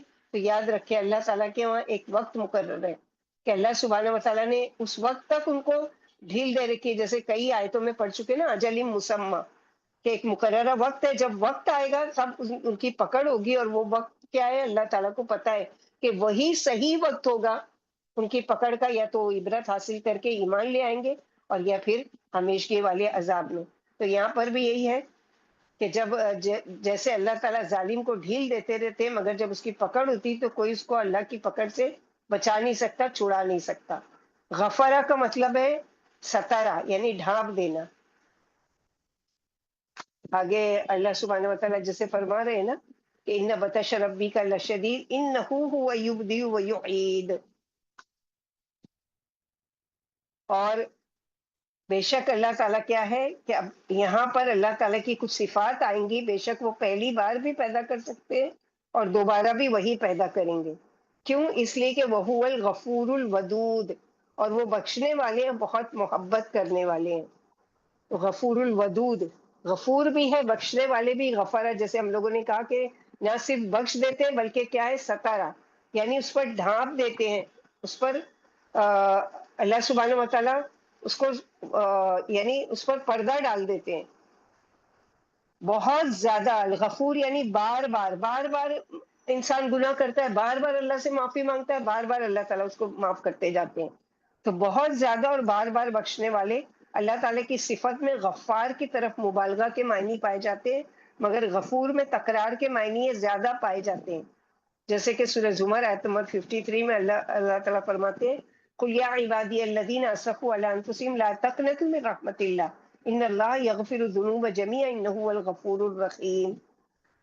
کہہ دیجئے کہ اے میرے بندوں جنہوں نے اپنی جانوں پر زیادتی کی ہے، تم اللہ کی رحمت سے نا امید نہ ہو جاؤ، یقین رکھو اللہ تعالیٰ سارے گناہوں کو بخش دیتے ہیں، واقعی وہ بڑی بخشش کرنے والے ہیں، بہت رحم کرنے والے ہیں۔ اللہ تعالیٰ کی مغفرت اور رحمت کی وسعت کا کوئی اندازہ نہیں ہے۔ انسان کو اللہ تعالیٰ کی رحمت سے کبھی بھی نا امید نہیں ہونا چاہیے۔ یعنی ایمان لانے سے قبل یا توبہ اور استغفار کا احساس پیدا ہونے سے پہلے کتنے بھی گناہ کیے ہوں، انسان یہ نہ سمجھے کہ اب تو ناممکن ہے، بلکہ سچے دل سے توبۃ النصوح کر لے تو اللہ تعالیٰ تمام گناہ معاف فرما دیں گے۔ اس کا یہ مطلب بھی نہیں کہ اللہ تعالیٰ کی رحمت اور فضل کی امید پر گناہ کیے جاؤ، نہیں۔ توبہ کی آپ نے، لیکن انسان ہونے کے ناطے پھر گناہ ہو گیا، پھر توبہ کی پھر ہو گیا، تو یہ اس کا مطلب نہیں ہے۔ لیکن ایک ڈھٹائی سے کہ کرتے چلے جاؤ اللہ تعالیٰ غفور الرحیم ہے، تو پھر یاد رکھو پھر یہ تو خود یعنی سینس کے ساتھ گناہ کرنا ہے نا۔ ایک ہے کہ انسان توبہ کر لیا اور اپنے آپ کی اصلاح کر چکا، لیکن اب انسان ہونے کے ناطے پھر اس کا قدم پھسل گئے، پھر وہ گناہ کر لیتا ہے، پھر احساس ہوتا ہے کہ میرا رب جو ہے وہ غفور الرحیم ہے، بخشنے والا ہے، پھر وہ توبہ کرتا ہے، پلٹتا ہے، تو یہ اس کے لیے ہے۔ لیکن جو جان بوجھ کر کرتا چلا جائے صرف یہ کہ اللہ تعالیٰ بڑے بخشنے والے بڑے رحم والے ہیں، تو یاد رکھو یہ اس کی کیٹیگری میں نہیں آتا۔ اسی طرح تو اس کے غضب کو دعوت دینا ہوا، یعنی آپ کیا کر رہے ہو، ڈھٹائی سے جو گناہ کر رہے ہو یہ سمجھ کے کہ اللہ تعالیٰ غفور الرحیم ہے، تو یہ دراصل آپ اللہ تعالیٰ کے غضب کو دعوت دے رہے ہو۔ ایسے لوگوں کو خیال رکھنا چاہیے کہ جہاں اللہ تعالیٰ غفور الرحیم ہے وہاں سرکشوں سے انتقام لینے والے بھی ہیں، یعنی جیسے کہ بہت ساری قرآن کی آیتوں میں کہ عزیز ذو انتقام، جیسے سورہ ہجر آیت نمبر 49 50 میں اللہ تعالیٰ فرماتے نبئ عبادی انی ان الغفور الرحیم وان عذابی هو العذاب العلیم۔ اے نبی صلی اللہ علیہ وسلم میرے بندوں کو خبر دے دیجئے کہ میں بہت ہی بخشنے والا اور بڑا ہی مہربان ہوں، اور ساتھ ہی میرے عذاب بھی نہایت درد و دکھ دینے والے ہیں۔ نبی صلی اللہ علیہ وسلم نے فرمایا میں دن میں 70 مرتبہ سے زیادہ استغفار کرتا ہوں۔ رسول اللہ صلی اللہ علیہ وسلم کے اس فرمان کے معنی یہ ہے کہ میں بہت زیادہ استغفار کرتا ہوں۔ امت کو بتانا یہ مقصود ہے کہ وہ زیادہ سے زیادہ توبہ و استغفار کا اہتمام کریں۔ اللہ کے نبی صلی اللہ علیہ وسلم جب 70 سے زیادہ استغفار کر رہے ہیں تو ہمارے لیے تو ہر لمحہ استغفار کرنے کی ضرورت ہے، کیونکہ ہر لمحہ ہم کچھ نہ کچھ گناہ کر رہے ہوتے ہیں۔ جیسے صبح شام 10 مرتبہ اگر یہ دعا کرنا چاہیے اللہم انی ظلمت نفسی ظلما کثیرا، اے اللہ بے شک میں نے اپنے نفس پر بہت زیادہ ظلم کیا اور میرا ظلم آپ معاف فرما دیجیے۔ اسی کے ساتھ ایک صفت اللہ تعالیٰ کی آ رہی ہے الودود، دوست کے معنی بھی آتا ہے، بھلائی چاہنے والے بھی آتے ہیں، بہت زیادہ محبت کرنے والے۔ اللہ تعالیٰ کی ایک صفت ہے کہ وہ اپنی مخلوق کے ساتھ دوستی اور بھلائی کے معاملے کرتے ہیں، وہ اپنے نیک بندوں کو دوست بھی رکھتے ہیں۔ اللہ تعالیٰ اپنے بندوں کے نیک اعمال سے خوش ہوتے ہیں، وہ ان کے ساتھ بھلائی کرتے ہیں، ان کی تعریف کرتے ہیں، مخلوق میں ان کے دوست بناتے ہیں، اپنے بندوں پر اتنے احسانات اور انعامات کرتے ہیں کہ وہ اسے اپنا دوست سمجھتے ہیں اور اس کی تعریف کرتے ہیں، اس کی حمد کرتے ہیں۔ جیسے کہ سورہ ہود آیت نمبر 90 میں اللہ تعالیٰ فرماتے ہیں وَاسْتَغْفِرُوا رَبَّكُمْ ثُمَّ تُوبُوا إِلَيْهِ إِنَّ رَبِّي رَحِيمٌ وَدُودٌ، تم اپنے رب سے استغفار کرو اور اس کی طرف جھک جاؤ، یقین مانو کہ میرے رب بڑی مہربانی والے اور بہت محبت کرنے والے ہیں۔ دوسری جگہ جیسے ابھی ہم لوگ یہ آیت پڑھ رہے ہیں وَهُوَ الْغَفُورُ الْوَدُودُ، وہ بڑے بخشش کرنے والے اور بہت محبت کرنے والے۔ اللہ تعالیٰ نے مخلوق کو پیدا کیا، پھر ان کی ضروریات زندگی پوری کرنے کے لیے اسباب پیدا کیے، ہر ذی روح کا رزق دنیا میں پھیلا دیا، پھر جب مخلوق اس سے دعا کرتی ہے تو وہ محبت سے عطا کرتے ہیں، بلکہ اپنے مانگنے والوں سے زیادہ خوش ہوتے ہیں اور انہیں اندازے سے زیادہ عطا فرماتے ہیں، اور نہ مانگنے والوں سے ناراض ہوتے ہیں لیکن ان کو بھی اپنی رحمت اور فضل سے عطا کرتے رہتے ہیں۔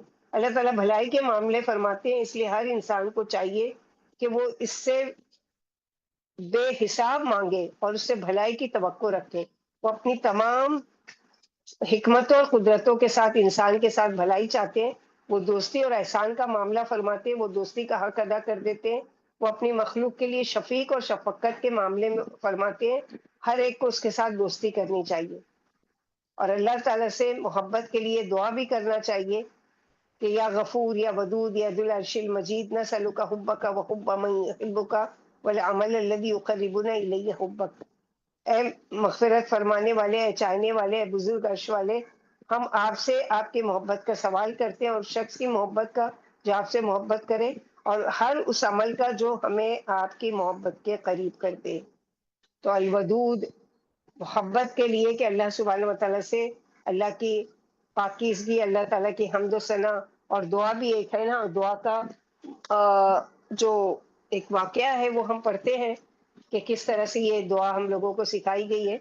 حضرت انس رضی اللہ عنہ راوی ہے کہ رسول اللہ صلی اللہ علیہ وسلم کے ایک صحابی تھے، ان کی کنیت تھی ابو معلق، وہ تجارت کرتے تھے اور اپنا سامان خریدتے تھے، اس کے علاوہ لوگوں کا مال لے کر مختلف علاقوں میں جاتے، نہایت عبادت گزار اور پرہیزگار بھی تھے۔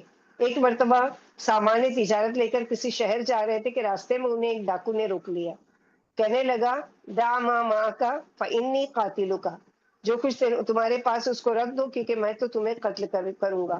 ابو معلق نے کہا ٹھیک ہے، تم ڈاکو ہو، تمہیں میرے مال و متاع سے غرض ہے، مجھے قتل کر کے تمہیں کیا ملے گا، تم میرا سامان لے لو اور مجھے جانے دو۔ ڈاکو مسکرایا اور کہنے لگا کہ دیکھو، جہاں تک مال کا تعلق ہے وہ تو میرا ہی ہے، مگر میں مال کے ساتھ صاحب مال کو بھی قتل کرتا ہوں، یہ میرا اصول ہے۔ ابو معلق نے اس کو بہت سمجھایا اور قائل کرنے کی کوشش کی، مگر وہ ماننے کو تیار ہی نہیں تھے۔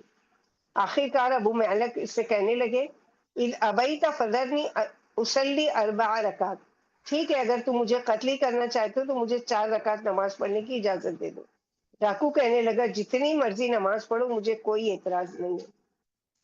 ابو معلق نے وضو کیا اور نفل پڑھنے لگے، ادھر ڈاکو ان کے سر پر کھڑا تھا اور منتظر ہے کہ کب وہ نماز ختم کرے اور وہ ان کو قتل کر دے۔ آخری سجدے میں انہوں نے اللہ کے حضور خصوصی دعا فرمائی، یا ودود یا ودود یا ودود یا ذو العرش المجید یا فعال لما یرید اسألک بعزک الذی لا یرام وملکک الذی لا یدام وبنورک الذی ملا ارکان عرشک، اور نام لیا ان لوگوں اس مشکل کا، اور آخر میں فرمایا یا مغیث اغثنی یا مغیث اغثنی یا مغیث اغثنی۔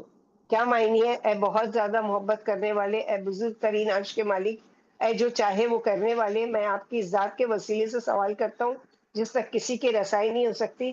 آپ اس سلطنت کے واسطے دے کر آپ سے سوال کرتا ہوں جہاں ظلم و زیادتی نہیں ہوتی، اور آپ کے اس نور کا واسطہ دے کر آپ سے سوال کرتا ہوں جس نے آپ کے عرش کو کے ارد گرد کو بھر رکھا ہے، کہ اس ڈاکو کے شر سے میری حفاظت فرمائیے۔ اے فریاد رس میری فریاد رسی فرمائیے۔ اے پکار سننے والے میری پکار سن لیجئے۔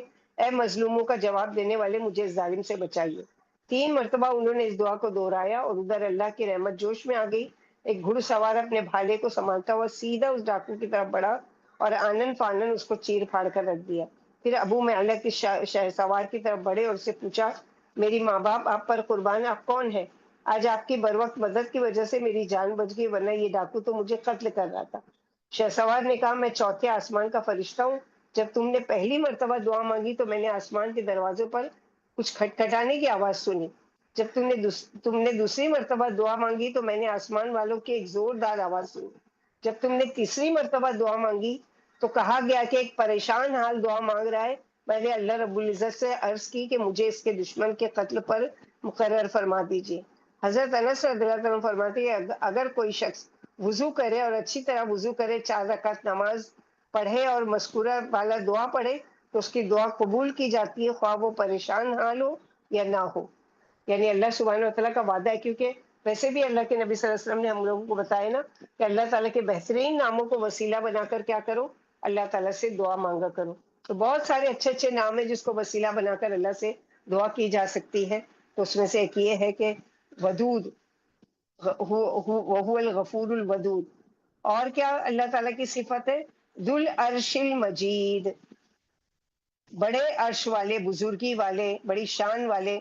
اللہ سبحانہ وتعالیٰ کی ایک صفت ہے کہ خود اللہ سبحانہ وتعالیٰ کی ذات بھی شان والی ہے، اور اللہ سبحانہ وتعالیٰ کا جو عرش ہے وہ بھی بزرگی والا ہے، عرش کو اٹھائے ہوئے فرشتے بھی بزرگی والے ہیں۔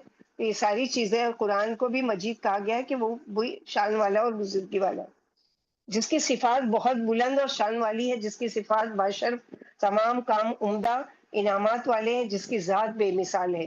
اللہ تعالیٰ اپنے وسیع تر علم کی بدولت سب سے بڑی شان والے ہیں۔ اس کی رحمت نے تمام کائنات کو گھیر رکھا ہے، وہ اپنے علم اور حکمت میں کامل ہے۔ اس کی شان یہ ہے کہ وہ ہر کسی کو عطا کرتے ہیں، لیکن کسی سے بدلے کی امیدوار نہیں ہوتے۔ ہر ذی روح کو اس کے ظرف کے مطابق عطا کرتے ہیں۔ یہ اس کی شان ہے کہ وہ کسی سے چھینتے نہیں، وہ اپنی حکمت سے پوری کائنات کے نظام کو پروقار انداز سے چلا رہے ہیں۔ وہ متقی لوگوں کو عزت و شرف سے نوازتے ہیں اور ان کے خوف و خطر دور کرتے ہیں۔ اللہ کی شان کریمی کا تقاضا یہ ہے کہ اس سے محبت کی جائے، اس کی عبادت اس طرح کی جائے کہ وہ خوش ہو جائے، اس کی عبادت میں کسی کو شریک نہ ٹھہرایا جائے۔ المجید کی مخلوق کے ساتھ احسان کا معاملہ کیا ہے تو کیا جائے تو وہ خوش ہوتے ہیں۔ اہل ایمان اور متقی لوگوں کی مدد کرنے پر عزت و توقیر عطا فرماتے ہیں، اور آخرت میں بھی جنت کی نعمتوں سے نوازیں گے۔ اس لیے دنیا میں امن و سلامتی کے لیے مددگار بننا چاہیے۔ وہ ذات باری تعالیٰ مجید یعنی بزرگی والے ہیں۔ اللہ کی شان میں نرمی ہے، سختی نہیں ہے۔ وہ عزت و شرف اور گرا قدر ہے۔ اس کی صفات میں وسعت اور عظمت ہے۔ اس کی تمام صفات اس کے شایان شان ہے۔ وہ علم میں کامل اور رحمت میں وسعت والے ہیں۔ وہ علم والے ہیں، اس کی صفات میں کوئی کمی نہیں کی جا سکتی۔ اللہ کی قدرتوں کو دیکھ کر مخلوق حیران و پریشان ہو جاتی ہے، لیکن وہ کامل قدرتوں والے اپنی ثناکاریوں کے کرشمے مخلوق کو دکھاتے رہتے ہیں۔ جیسے کہ سورہ ہود آیت نمبر 73 میں اللہ تعالیٰ فرماتے ہیں قالوا اتعجبین من امر اللہ رحمۃ اللہ وبرکاتہ علیکم اہل البیت انہ حمید مجید۔ انہوں نے یعنی فرشتوں نے کہا، کیا تو اللہ کی قدرت پر تعجب کر رہا ہے؟ تم پر اے اس گھر کے لوگوں اللہ کی رحمت اور اس کی برکتیں نازل ہو۔ بے شک اللہ تعالیٰ حمد و ثنا کے سزاوار اور بڑی شان والے ہیں۔ جیسے کہ سورہ ہر نماز میں ہم لوگ پڑھتے ہیں نا تقریباً درود ابراہیمی، کیا ہے وہ؟ اس میں بھی مجید کا لفظ آتا ہے، اللہم صلی علی محمد وعلی آل محمد کما صلیت علی ابراہیم وعلی آل ابراہیم انک حمید مجید، اللہم بارک علی محمد وعلی آل محمد کما بارکت علی ابراہیم وعلی آل ابراہیم انک حمید مجید۔ تو یہ اللہ سبحانہ و تعالیٰ کی شان جو ہے وہ بڑی بلند ہے، بڑی ہے، تعریفوں والی ہے۔ تو بزرگی والے بھی ہیں، ذو العرش المجید، عرش والے بھی ہیں، یعنی ذو یعنی والا اور عرش۔ تو عرش کا ذکر قرآن میں بہت ساری جگہ پر آیا ہے، جیسا کہ یہاں پر بتایا گیا کہ دیکھتے ہیں ہم لوگ اللہ تعالیٰ کے عرش کے بارے میں کہ بڑے عرش والے اور بزرگی والے ہیں، فعال لما یرید ہے۔ تو اللہ تعالیٰ کا عرش قرآن میں 19 مرتبہ آیا ہے، اور کون کون سے سورے میں آیا ہے؟ 19 جگہ پر۔ نمبر 1 آراف آیت نمبر 54، نمبر 2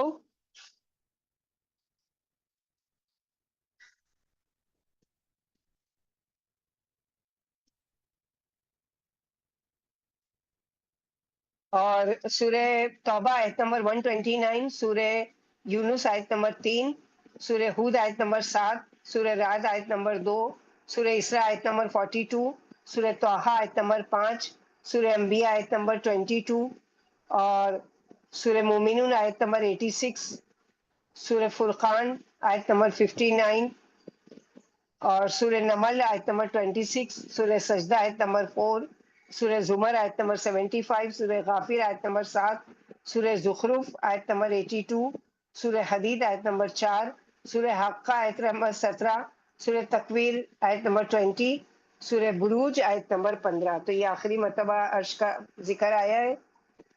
اور اب دیکھتے ہیں کہ اللہ تعالیٰ کا عرش کیسا ہے اور کہاں ہے۔ تو جب اس کائنات میں کوئی بھی چیز موجود نہیں تھی اور کسی بھی چیز کو اللہ تبارک و تعالیٰ نے تخلیق نہیں فرمایا تھا، اس وقت صرف اور صرف اللہ وحدہ لا شریک لہ کی ذات موجود تھی، تو اللہ تعالیٰ نے سب سے پہلے جس چیز کو تخلیق کیا وہ اللہ کا عرش ہے، اور سب سے بڑی مخلوقات میں سے جو چیز ہے وہ اللہ تعالیٰ کا عرش ہے۔ ایک مرتبہ ابو ذر غفاری رحمۃ اللہ علیہ نے رضی اللہ تعالیٰ عنہ نے آپ صلی اللہ علیہ وسلم سے عرش اور کرسی کے بارے میں پوچھا، تو آپ صلی اللہ علیہ وسلم نے ارشاد فرمایا کہ اللہ تعالیٰ کی کرسی کے مقابلے میں زمین و آسمان ایسے ہیں جیسے کہ ایک بہت بڑے بیابان میدان میں ایک چھوٹا سا کڑا پڑا ہوا ہو، اور اللہ تعالیٰ کا عرش کرسی سے اتنا ہی بڑا ہے جتنا کرسی زمین و آسمان سے بڑی ہے۔ اللہ تعالیٰ کے عرش کی شکل و صورت کیسی ہے؟ روایت میں آتا ہے کہ آپ صلی اللہ علیہ وسلم نے ارشاد فرمایا کہ عرش ساتوں آسمانوں سے کے اوپر ہے اور اس کی شکل گنبد کی طرح ہے۔ آپ صلی اللہ علیہ وسلم نے اپنے ہاتھوں سے گنبد کا اشارہ کیا، جیسے گنبد اپنے نیچے کی تمام چیزوں کو گھیرے ہوئے ہوتی ہے، اسی طرح اللہ تعالیٰ کے عرش نے بھی کائنات کو گھیرا ہوا ہے۔ عرش الہی سے کوئی بھی چیز باہر نہیں ہے۔ اللہ تعالیٰ کے عرش کو یہ فضیلت بھی ہے کہ حاصل ہے کہ اللہ تعالیٰ نے اس کو اپنے ہاتھ سے تخلیق کیا ہے۔ ابن عمر رضی اللہ تعالیٰ فرماتے ہیں اللہ تعالیٰ نے 4 چیزوں کو اپنے ہاتھ سے تخلیق کیا ہے۔ نمبر 1 عرش، نمبر 2 آدم علیہ السلام، نمبر 3 قلم، اور نمبر 4 جنت عدن۔ باقی تمام مخلوقات کو لفظ کن سے پیدا کیا ہے، جیسے کہ سورہ رحمان میں اللہ تعالیٰ فرماتے کل من علیہا فان ویبقی وجہ ربک ذی الجلال والاکرام، کہ تمام چیزیں جو ہیں وہ فنا ہو جائیں گی، جو کچھ آسمانوں بھی ہے زمین میں بھی ہے، لیکن سوائے اللہ تعالیٰ کی ذات جو ہے وہ باقی رہنے والی ہے۔ اس کے علاوہ 8 چیزیں ایسی ہیں جو جس کو فنا نہیں ہے۔ وہ کون سی 8 چیزیں ہیں اس کو دیکھتے ہیں کہ سب سے پہلے ذات باری تعالیٰ کی سوا ہر شے کو فنا ہونا ہے۔ تاہم 8 ایسی مخلوقات ہیں جنہیں قرآن و سنت میں فنا سے مستثنیٰ قرار دیا گیا ہے۔ سب سے پہلے تو اللہ سبحانہ وتعالیٰ کی ذات ہے، دوسری چیز ہے ریڑھ کی ہڈی کا نچلا سرا۔ ریڑھ کی ہڈی کے نچلے سرے سے مراد ہے ریڑھ کی ہڈی کے آخری مہرے کا نچلا نوکدار حصہ، عربی میں اسے عجب الضرب کہتے ہیں، دم کی جڑ، اور اس کہتے ہیں۔ قبر میں اس حصے کے سوا انسان کا تمام بدن فنا ہو جاتا ہے، قیامت کو انسان اسی حصے سے ازسر نو تخلیق پائیں گے، جیسے کہ اللہ کے نبی صلی اللہ علیہ وسلم نے فرمایا ابن آدم کے تمام بدن کو مٹی کھا جاتی ہے سوائے ریڑھ کی ہڈی کے نچلے سرے سے، کہ اسی سے انسان کو تخلیق کیا گیا تھا اور اسی سے دوبارہ ترکیب دیا جائے گا۔ پھر دوسرے نمبر پر جو چیز ہے وہ ہے روح، کہ روح کو بھی فنا نہیں ہے۔ روح کی حقیقت کیا ہے کہ یہ تو اللہ تعالیٰ ہی بہتر جانتے ہیں، تاہم روح ایسی مخلوق ہے جو فنا نہیں ہوگی۔ ارشاد نبوی کے مطابق مرنے کے بعد اہل ایمان کی ارواح جنت کے پرندوں میں رہتی ہے، وہ پرندے جنت میں اڑتے پھرتے ہیں اور اشجار جنت کا پھل کھاتے ہیں۔ اسی طرح تیسرے نمبر پر ہے، یعنی 8 کے علاوہ پہلے نمبر پر اللہ سبحانہ و تعالیٰ کی ذات ہے جو فنا نہیں ہوگی، اس کے علاوہ 8 چیزیں اور ہیں جو کبھی بھی جن کو فنا نہیں ہے، یعنی وہ ختم ہی نہیں ہوں گی۔ تو اس میں سے تیسری چیز کیا ہے؟ جنت و جہنم بھی اللہ تعالیٰ کی 2 ایسی مخلوقات ہے جو ہمیشہ باقی رہیں گی اور فنا نہیں ہوں گی، جیسے کہ اللہ سبحانہ و تعالیٰ بار بار قرآن میں فرماتے ہیں سورہ نساء میں اور دوسری جگہ کہ خالدین فیہا ابدا، اور وہ ان میں ہمیشہ رہیں گے۔ اسی طرح چوتھے نمبر پر ہے عرش باری تعالیٰ۔ عربی زبان میں اس تخت کو عرش کہتے ہیں جس پر بادشاہ بیٹھتا ہے۔ اللہ تعالیٰ کا بھی عرش ہے جسے اس نے سب سے پہلے تخلیق کیا تھا۔ قرآن مجید میں اللہ تعالیٰ نے کم از کم 19 مقامات پر عرش کا ذکر کیا، چنانچہ فرمایا الرحمن علی العرش استویٰ، وہ رحمان عرش پر مستوی ہے۔ ایک اور موقع پر فرمایا ثم استویٰ علی العرش، پھر وہ عرش پر مستوی ہو گیا۔ جب سور پھونکا جائے گا تو تمام مخلوقات فنا ہو جائیں گی، تاہم عرش اس وقت بھی فنا نہیں ہوگا اور باقی رہے گا۔ اسی طرح 5ویں نمبر پر ہے کرسی۔ حضرت عبداللہ بن عباس رضی اللہ عنہ کے بقول کرسی پر اللہ تعالیٰ اپنے قدم رکھتے ہیں، اس کی یہ مخلوق بھی کبھی فنا نہیں ہوگی۔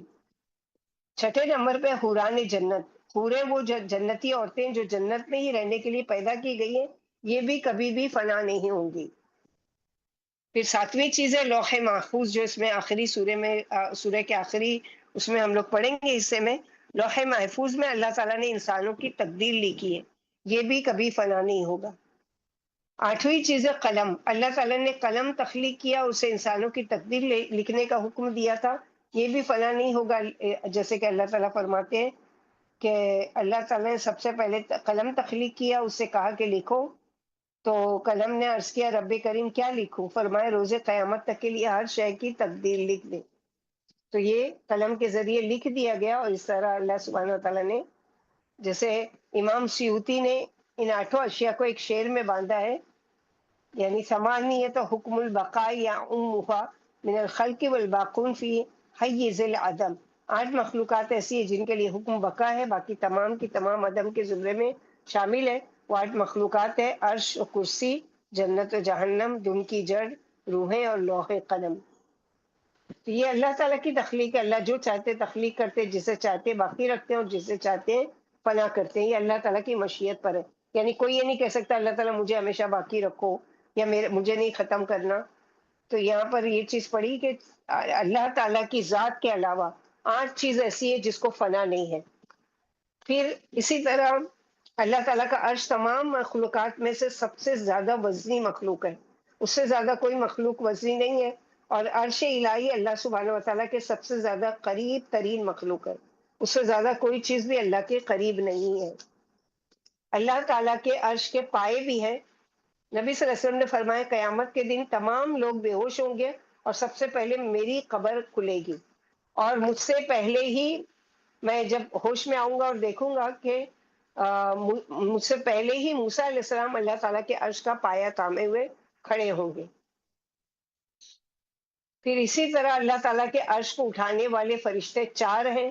یہ فرشتے ہر وقت اللہ تعالیٰ کی حمد و ثنا بیان کرتے ہیں اور مومنوں کے لیے استغفار کرتے ہیں، جیسے سورہ غافر میں ہم لوگوں نے پڑھا الذین یحملون العرش ومن حولہ یسبحون بحمد ربہم ویؤمنون واستغفرون للذین آمنوا ربنا وسعت کل شیء علما ورحمہ، کہ مومنوں کے لیے کیا کرتے ہیں؟ استغفار کرتے رہتے ہیں۔ اور اسی طرح عرش کے ارد گرد اور بھی بہت زیادہ فرشتے ہیں جو رات دن اللہ تعالیٰ کی حمد و ثنا بیان کرتے ہیں، جو اللہ کے عرش کو گھیرے ہوئے ہیں اور اللہ تعالیٰ کے عرش کو اٹھائے ہوئے ہیں۔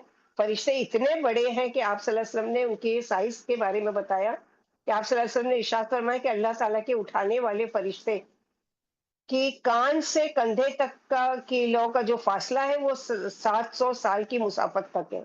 تو سوچو کہ فرشتہ کتنا بڑا ہوگا۔ پھر اللہ تعالیٰ کا عرش کتنا بڑا ہوگا جس کو یہ 4 فرشتے اٹھائے ہوئے ہیں، پھر اس پر اللہ تعالیٰ کے ذات اقدس کتنی بڑی ہوگی، اور اس کے آگے ہماری جرات کہ ہم اللہ تعالیٰ کی نافرمانی کرتے ہوئے کبھی سوچتے ہیں کہ ہم اتنے بڑے عرش والے کی نافرمانی کر رہے ہیں جو فعال لما یرید ہے، چاہے تو مجھے فوری پکڑ کر سکتے ہیں، لیکن اللہ سبحانہ و تعالیٰ نے مجھے ڈھیل دے کر رکھی ہے، مجھے چھوڑا ہوا ہے۔ تو یہ اللہ تعالیٰ کی بہت بڑی نعمت ہے اور بہت بڑی وہ ہے کہ جیسے کہ فعال لما یرید کے بارے میں ابو بکر رضی اللہ تعالیٰ عنہ کی ایک روایت آتی ہے کہ جب ابو بکر صدیق رضی اللہ تعالیٰ عنہ برز الموت میں موت کے وقت پہنچ گئے، یعنی اس وقت کا منظر کھینچا گیا ہے، تو ان سے پوچھا گیا کہ کسی طبیب نے بھی آپ کو دیکھا ہے، یعنی کہ علاج وغیرہ نہیں کروایا آپ نے؟ تو فرمایا ہاں کروایا نا۔ پوچھا کیا کہا طبیب نے؟ فرمایا وہ کہتا ہے انی فعال لما یرید، یعنی میں فعال لما یرید ہوں، میں جو چاہے کرنے والا ہوں، یعنی اب جب جس کا وقت آ جاتا ہے میں اس کے وقت کو پھر مہلت نہیں دیتا ہوں، چاہے کہ وہ کوئی نبی ہو، چاہے کہ نبی کا کوئی ساتھی ہو، چاہے کہ اللہ تعالیٰ کا محبوب بندہ ہو۔ جن قوموں پر اللہ کا عذاب آیا کہ کیا کسی نے ان کی مدد کی یا ان سے عذاب ہٹایا؟ اللہ کی پکڑ بڑی سخت ہے۔ ایک دفعہ نبی صلی اللہ علیہ وسلم راستے سے گزر رہے تھے، سنا کوئی عورت یہ پڑھ رہی ہے، حل اتی کا حدیث الجنود پڑھ رہی تھی، فرمایا ہاں میرے پاس خبر آ گئی ہے، یعنی یہ ڈرنے کی بات ہے کہ کیا تمہارے پاس خبر آئی ان لوگوں کی؟ تو اللہ سبحانہ و تعالیٰ کہتے ہیں کہ بے شک میں جو چاہوں کر سکتا ہوں، اس کے فیصلے میں کوئی دخل نہیں۔ سمجھانے کا مطلب یہ تھا کہ اب اللہ تعالیٰ کا حکم ہو کر رہے گا، اور موت کے وقت کسی طبیب کے علاج کی کوئی حکمت کام نہیں آتی، کوئی بہت سے بڑا بھی کوئی وہ، جیسے کہ ابھی آپ لوگوں نے نیوز میں پڑھا ہوگا، 20 تاریخ کل ہی تھی نا، تو سنا ہوگا، دیکھا ہوگا بہت سے لوگوں نے، جو یہ پرنس تھا سعودی عرب کا، تو اس کا انتقال ہوا کتنے سال کے بعد؟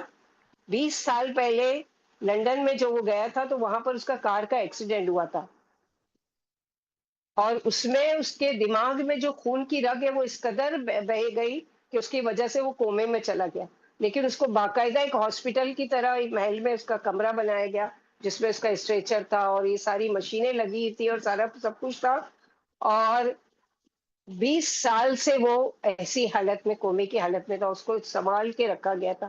آپ لوگوں نے فوٹو بھی دیکھا ہوگا، اور واٹس ایپ پر بہت سارے اس کے اسٹیٹس بھی آئے تھے اس طرح کے۔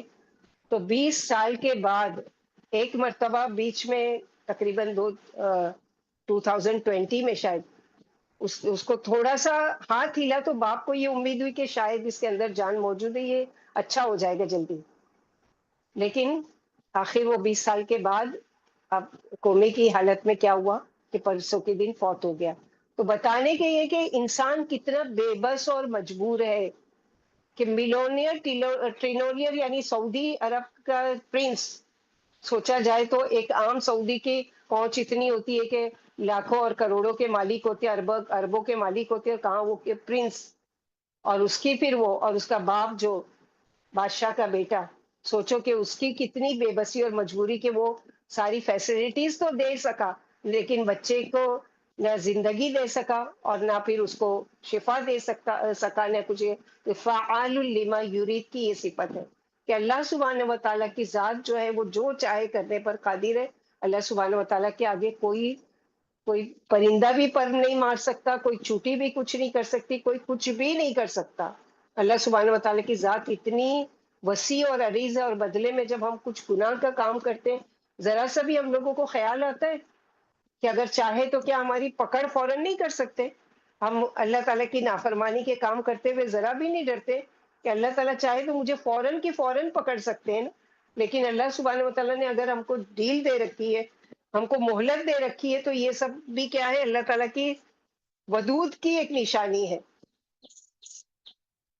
جن لوگوں کو یہ دعا یاد نہیں ہے ضرور یاد کرے، بہت فائدے کی دعا ہے کہ اگر آپ کوئی بھی مشکل ہو، کوئی پریشانی ہو، کوئی آفت ہے، کسی سے ڈر ہے، کچھ بھی ہے، ایک دعا تو یہ کہ اللہ مکفنی بما شئت، جس سے ڈر لگ رہا ہے اس کا تصور کر کے اس کے بارے میں، اور دوسری چیز یہ ہے کہ سجدوں میں یہ دعا کریں کہ یا ودودی یا ودودی یا ودودی یا ذو العرش المجید یا فعال لما یرید، اسلک بعزک الذی لا یرام وملکک الذی لا یدام وبنورک الذی ملا ارکان عرشک. پھر اپنی حاجت کا نام لے کے یا مغیث و اغیثنی، یا مغیث و اغیثنی، یا مغیث و اغیثنی. تو یہ کوئی ایسی ہی نہیں ہے کہ اوتھینٹک ہے. اور انس رضی اللہ تعالیٰ عنہ سے مروی ہے کہ ان کے جو صحابی تھے، تو یہاں پر اسی سے یہ ریلیٹڈ ہے. تو ایسی کام کی چیزیں ہم لوگوں کو ضرور یاد رکھنا چاہیے. آگے اللہ تعالیٰ فرماتے ہیں کہ آپ صلی اللہ علیہ وسلم کو تسلی دینے کے لیے کہ مشرکین مکہ آپ کو ستاتے ہیں، تکلیفیں دیتے ہیں، پریشان کرتے ہیں. تو کیا حل اتاک حدیث الجنود، کیا آپ کے پاس لشکروں کی خبر آئی؟ کون سے لشکر؟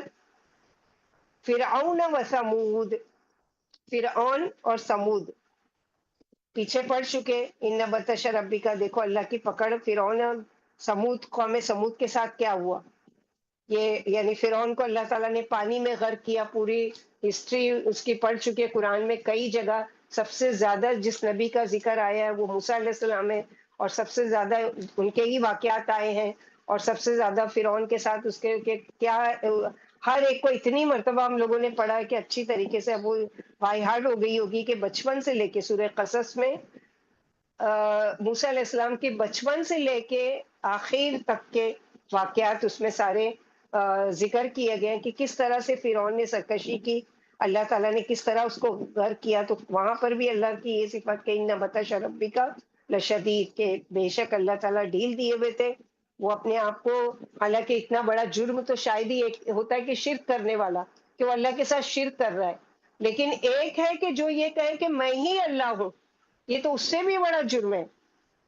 تو اللہ سبحانہ و تعالیٰ اس گناہ کو معاف کرنے پر بھی قادر تھے کہ فرعون جب غرق ہو رہا ہے تو دو توبہ کرنے لگا کہ اب میں ایمان لائے موسیٰ اور ہارون کے رب پر. تو فوراً ہی اس سے پہلے جبریل علیہ السلام نے کیا کیا، اس کے منہ مٹھی بھر مٹی سے اس کے منہ میں بھر دیا کہ یہ ایمان نہیں، کیونکہ اتنی سرکشی کی تھی. اور ظاہر ہے کہ ہم لوگ سورہ انفطار میں پڑھ چکے، یفعلوا یعنی اللہ سبحانہ و تعالیٰ جو حکم دیتے ہیں وہ اس کی نافرمانی نہیں کرتے. تو جبریل علیہ السلام کو بھی حکم ہی ہوا ہوگا نا، اپنی مرضی سے تو نہیں گئے ہوں گے کہ وہ، نہیں تو ہم لوگوں کے دماغ میں ہی آئے گا اچھا وہ تو ایمان لے آیا تھا نا، اس نے زبان سے اقرار تو کر لیا تھا، پھر کیوں کیا جبریل علیہ السلام نے. تو یہ اللہ تعالیٰ کی مشیت کہ وہ کہہ نہیں پائے، اس سے پہلے کیا کیا جائے، اس کو غرق کر دیا جائے. تو اس طرح سے کیا گیا.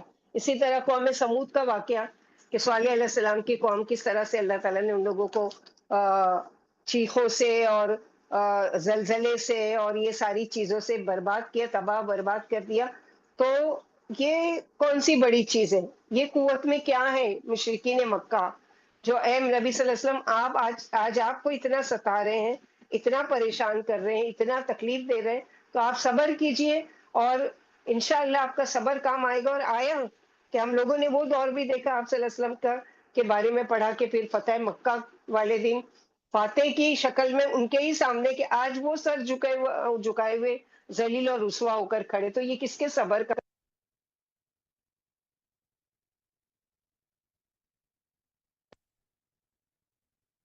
کس طرح سے اللہ سبحانہ وتعالیٰ اس چیز کے بل الذین کفروا فی تکذیب، بلکہ وہ لوگ جنہوں نے کفر کیا وہ جھٹلانے میں لگے ہوئے ہیں، لیکن جھٹلا کر آخر جائیں گے کہاں؟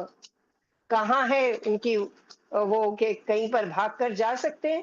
واللہ من ورائہم محیط، اور اللہ ان کو پیچھے خوب گھیرے ہوئے ہیں، ان کو پکڑیں گے، سمیٹ لیں گے. بل ہوا قرآن مجید، کسی کے جھٹلانے سے اس قرآن کا کچھ نہیں بگڑتا، یہ تو بزرگی والا ہے. ہم خود سوچے کہ آج اس قرآن کے ساتھ لوگوں کا کیا تعلق ہے. فرمائے لوگوں کو اس رویے سے اس کو کوئی فرق نہیں پڑتا، یہ تو اپنا آپ خود منوا لیتا ہے. کوئی اس کو اہمیت دے یا نہیں دے، عزت دے یا نہیں دے، یہ تو خود عزت والا ہے، بزرگی والا ہے. وہ خیر مما یجمعون ہے، یہ تو ان سب چیزوں سے بہتر ہے جو لوگ جمع کر رہے ہیں. فی لوح محفوظ، یہ تو لوح محفوظ میں حفاظت سے رکھا ہوا ہے. یعنی دنیا کے لوگ اگر اس کو مٹا بھی دیں اور سمجھ لے کہ ختم ہو گیا، جیسے کہ اللہ کے نبی صلی اللہ علیہ وسلم نے فرمایا کہ قیامت سے پہلے یہ قرآن اٹھا لیا جائے گا، یعنی یا تو جن کے سینوں میں ہے وہ سب ختم کر دیے جائیں گے یا اس کے الفاظ مٹا دیے جائیں گے.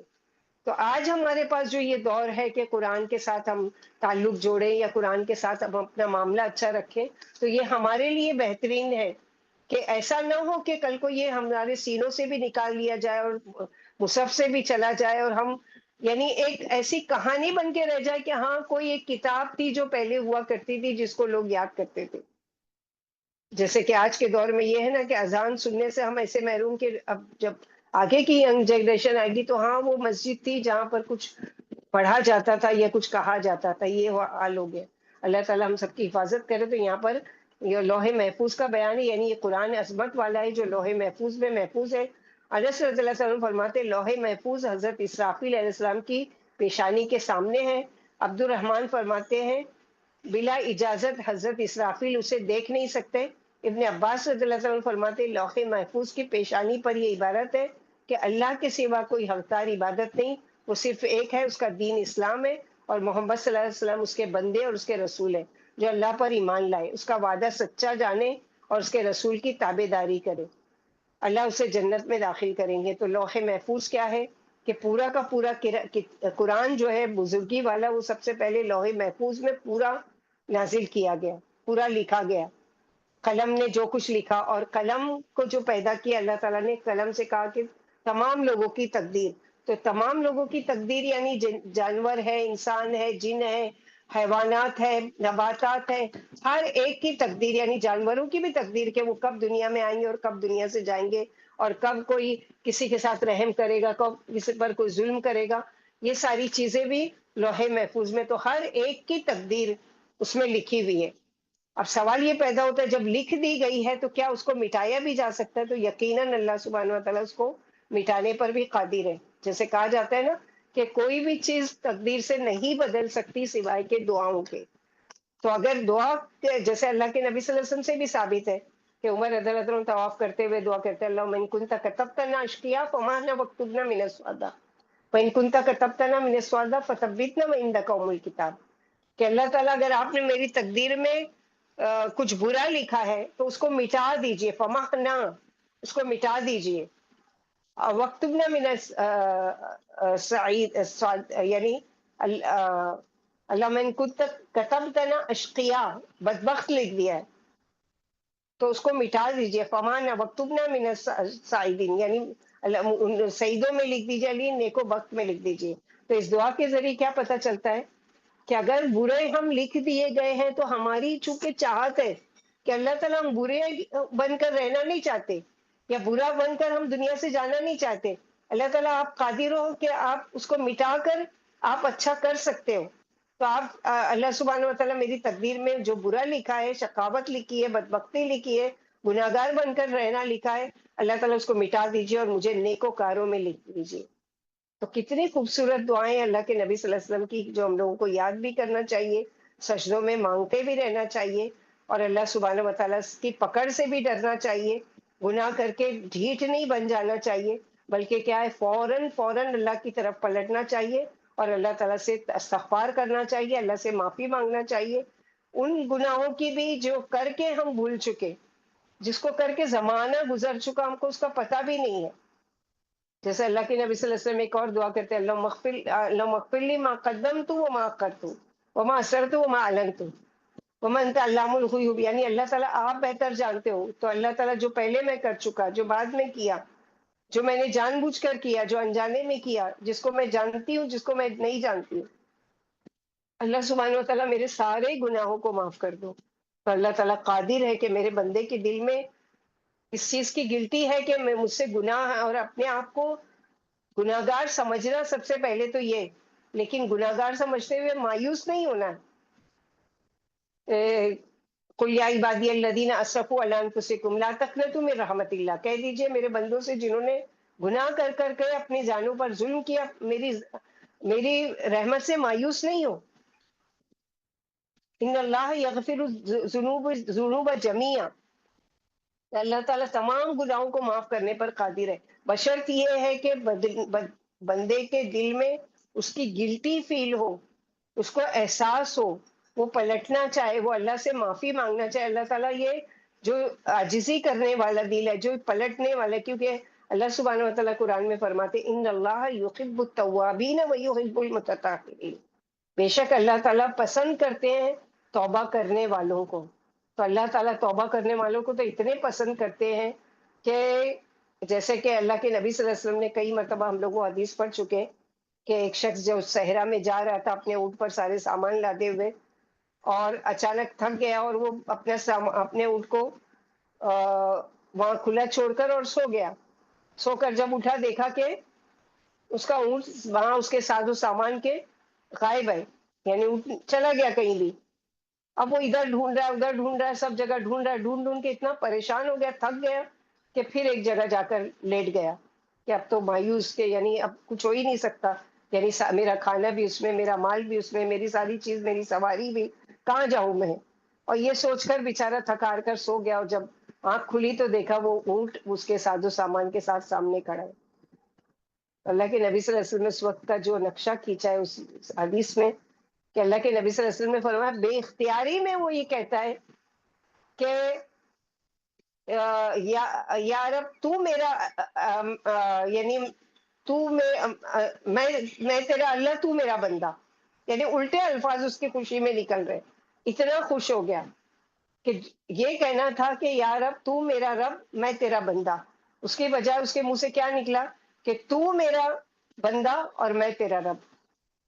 تو اللہ کے نبی صلی اللہ علیہ وسلم نے فرمایا جتنی زیادہ اس کو خوشی ہوئی اور خوشی میں اس کی زبان سے ایسے غلط الفاظ نکلے، اس سے کہیں زیادہ ہمارا رب ہم سے خوش ہوتے ہیں جب ہم اللہ کی طرف پلٹتے ہیں، گناہوں سے توبہ کرتے ہیں، اللہ سے معافی مانگتے ہیں. اور کرامن کاتبین کے بارے میں ہم لوگوں نے ڈیٹیل سے پڑھی سورہ انفطار میں کہ 6 سال تک روکے رہتے ہیں کہ شاید ہے کہ میرا بندہ توبہ کر لے، اگر توبہ نہیں کرتا تو ایک گناہ بھی معمولی نہیں ہے کہ چلو ٹھیک ہے 10 نیکیاں تو اس طرف لکھی جا رہی ہے نا، اگر ایک گناہ وہاں لکھا جا رہا ہے تو کیا ہے، ایسا نہیں ہے. وہ ایک ایک ایک ایک ایک کر کے پتہ نہیں کتنا ہو جائے گا جس کو ہم سوچ بھی نہیں سکتے. تو فوراً کی فوراً گلٹی ہو اللہ سے معافی، اور معافی کا مطلب یہ نہیں کہ پھر سے وہی کرنے کا ارادہ نہیں، پھر ہوگا پھر توبہ پھر معافی، اسی طرح بار بار پلٹ پلٹ کر اللہ تعالیٰ سے معافی مانگتے رہے، دن میں کثرت سے چلتے پھرتے استغفر اللہ الذی لا الہ الا هو الحی القیوم واتوب الیہ، یا صبح شام کے اذکار میں سید الاستغفار ہے، یا کچھ بھی نہیں آتا تو استغفر اللہ تو کوئی کہہ ہی سکتا ہے سب سے چھوٹا، تو استغفر اللہ استغفر اللہ استغفر اللہ سینس کے ساتھ. ان کی ذرا نہیں ہے کہ جیسے بعض لوگوں کو دیکھے ہیں کہ وہ تسبیح کے بھی تسبیح دانے کھٹک کھٹک گراتے رہتے ہیں اور باتیں بھی کر رہے ہیں، وہ بھی کر رہے ہیں، تسبیح بھی ہل رہی ہے. ایسا نہیں ہے. یقین کے ساتھ کہ میں اللہ تعالیٰ سے معافی مانگ رہی ہوں اس لیے میں استغفر اللہ بول رہی ہوں. تو اس یقین کے ساتھ اس کے ساتھ اللہ سبحانہ و تعالیٰ ہم لوگوں کو کہنے سننے سے زیادہ عمل کی توفیق عطا فرمائے. اللہ سبحانہ و تعالیٰ ہم کو جیسے یہ بھی ایک آزمائش ہے کہ ایک ایمان والا ہونے کی وجہ سے کسی آزمائش میں مبتلا کیا جائے، جیسے کہ اصحاب الاخدود کو آزمایا گیا. تو اللہ تعالیٰ کے نبی صلی اللہ علیہ وسلم نے ہم کو اس کی بھی دعا سکھائی ہے کہ وَإِذَا أَرَدتَّ فِتْنَةَ الْقَوْمِ فَتَوَفَّنِي غَيْرَ مَفْتُونٍ، کہ اگر آپ ارادہ کریں کسی قوم کو فتنے میں یعنی آزمائش میں مبتلا کرنے کا تو مجھے بغیر آزمائش کیے ہی غیر مفتون اس کے بغیر ہی مجھے نکال لینا اس آزمائش سے، یعنی آزمائشیں مجھ پر نہیں ڈالنا. تو یہ دعا بھی مانگنا ہے، لیکن اللہ کی طرف سے اگر کوئی آزمائش لکھی ہے تو وہ آ کر رہے گی، اس پر صبر کرنا ہے، اللہ سے دعا کرنا ہے، ثابت قدمی دکھانا ہے، اور اللہ تعالیٰ سے ان لوگوں کے لیے جو آج آزمائے جا رہے ہیں، جو آج تکلیف دیے جا رہے ہیں محض اس لیے کہ ان کا نام مسلمان ہے یا وہ ایمان والے ہیں، ان کے حق میں دعا بھی کرنا ہے کہ اللہم اعز الاسلام والمسلمین فی کل مکان وذل الشرک والمشرکین. اللہ سبحانہ و تعالیٰ جہاں کہیں بھی مسلمان ہیں جو رلائے جا رہے ہیں، ستائے جا رہے ہیں، تکلیف دیے جا رہے ہیں، جس طرح سے بھی ان کے لیے بہترین اجر آخرت میں اللہ تعالیٰ رکھے اور دنیا میں ان کو اس آزمائش سے باہر نکالے جلد سے جلد، ان پر اس آزمائش پر صبر عطا فرمائے اور ان کی تکلیفوں کو دور کرنے کے سامان مہیا کرے. سورۃ البروج کی آیت نمبر 15 میں جو اللہ سبحانہ وتعالیٰ نے فرمائے ذو العرش المجید، عرش والے، بڑی بزرگی والے، بڑے شان والے. تو عرش کے بارے میں ہم لوگوں نے ڈیٹیل پڑھی تھی کہ اللہ تعالیٰ کے عرش کو اٹھانے والے 4 فرشتے ہیں. یہ فرشتے ہر وقت اللہ تعالیٰ کی حمد و ثنا بیان کرتے ہیں اور مومنوں کے لیے استغفار کرتے رہتے ہیں. اللہ تعالیٰ کا عرش جنت الفردوس کی چھت ہے. آپ صلی اللہ علیہ وسلم نے فرمایا جب تم اللہ سے جنت کا سوال کرو تو جنت الفردوس مانگا کرو. اللہ تعالیٰ کا جو عرش ہے وہ سرخ یاقوت سے بنا ہے اور اس کی شکل و صورت انتہائی خوبصورت ہے. اس کے علاوہ پوری ڈیٹیل ہم لوگوں نے پڑھی تھی. اب ہم لوگ پڑھیں گے لوح محفوظ کے بارے میں، جو اس دن یہ مس ہو گیا تھا ہمارا. لوح محفوظ کیا ہے؟ جیسے کہ سورہ بروج کی آخری آیت نمبر 22 میں کہ بل ہوا قرآن مجید فی لوح محفوظ، کہ بلکہ وہ قرآن ہے بڑی شان والا، بڑی بزرگی والا، اور فی لوح محفوظ، لوح محفوظ میں محفوظ ہے. لوح کیا ہے، محفوظ کیا ہے، دیکھتے ہیں. تو لوح محفوظ کیا ہے، اس کو قرآن و سنت کی روشنی میں جانیں گے. یہ ایک ایسی تختی ہے جس میں کائنات کے تمام راز لکھے ہوئے ہیں.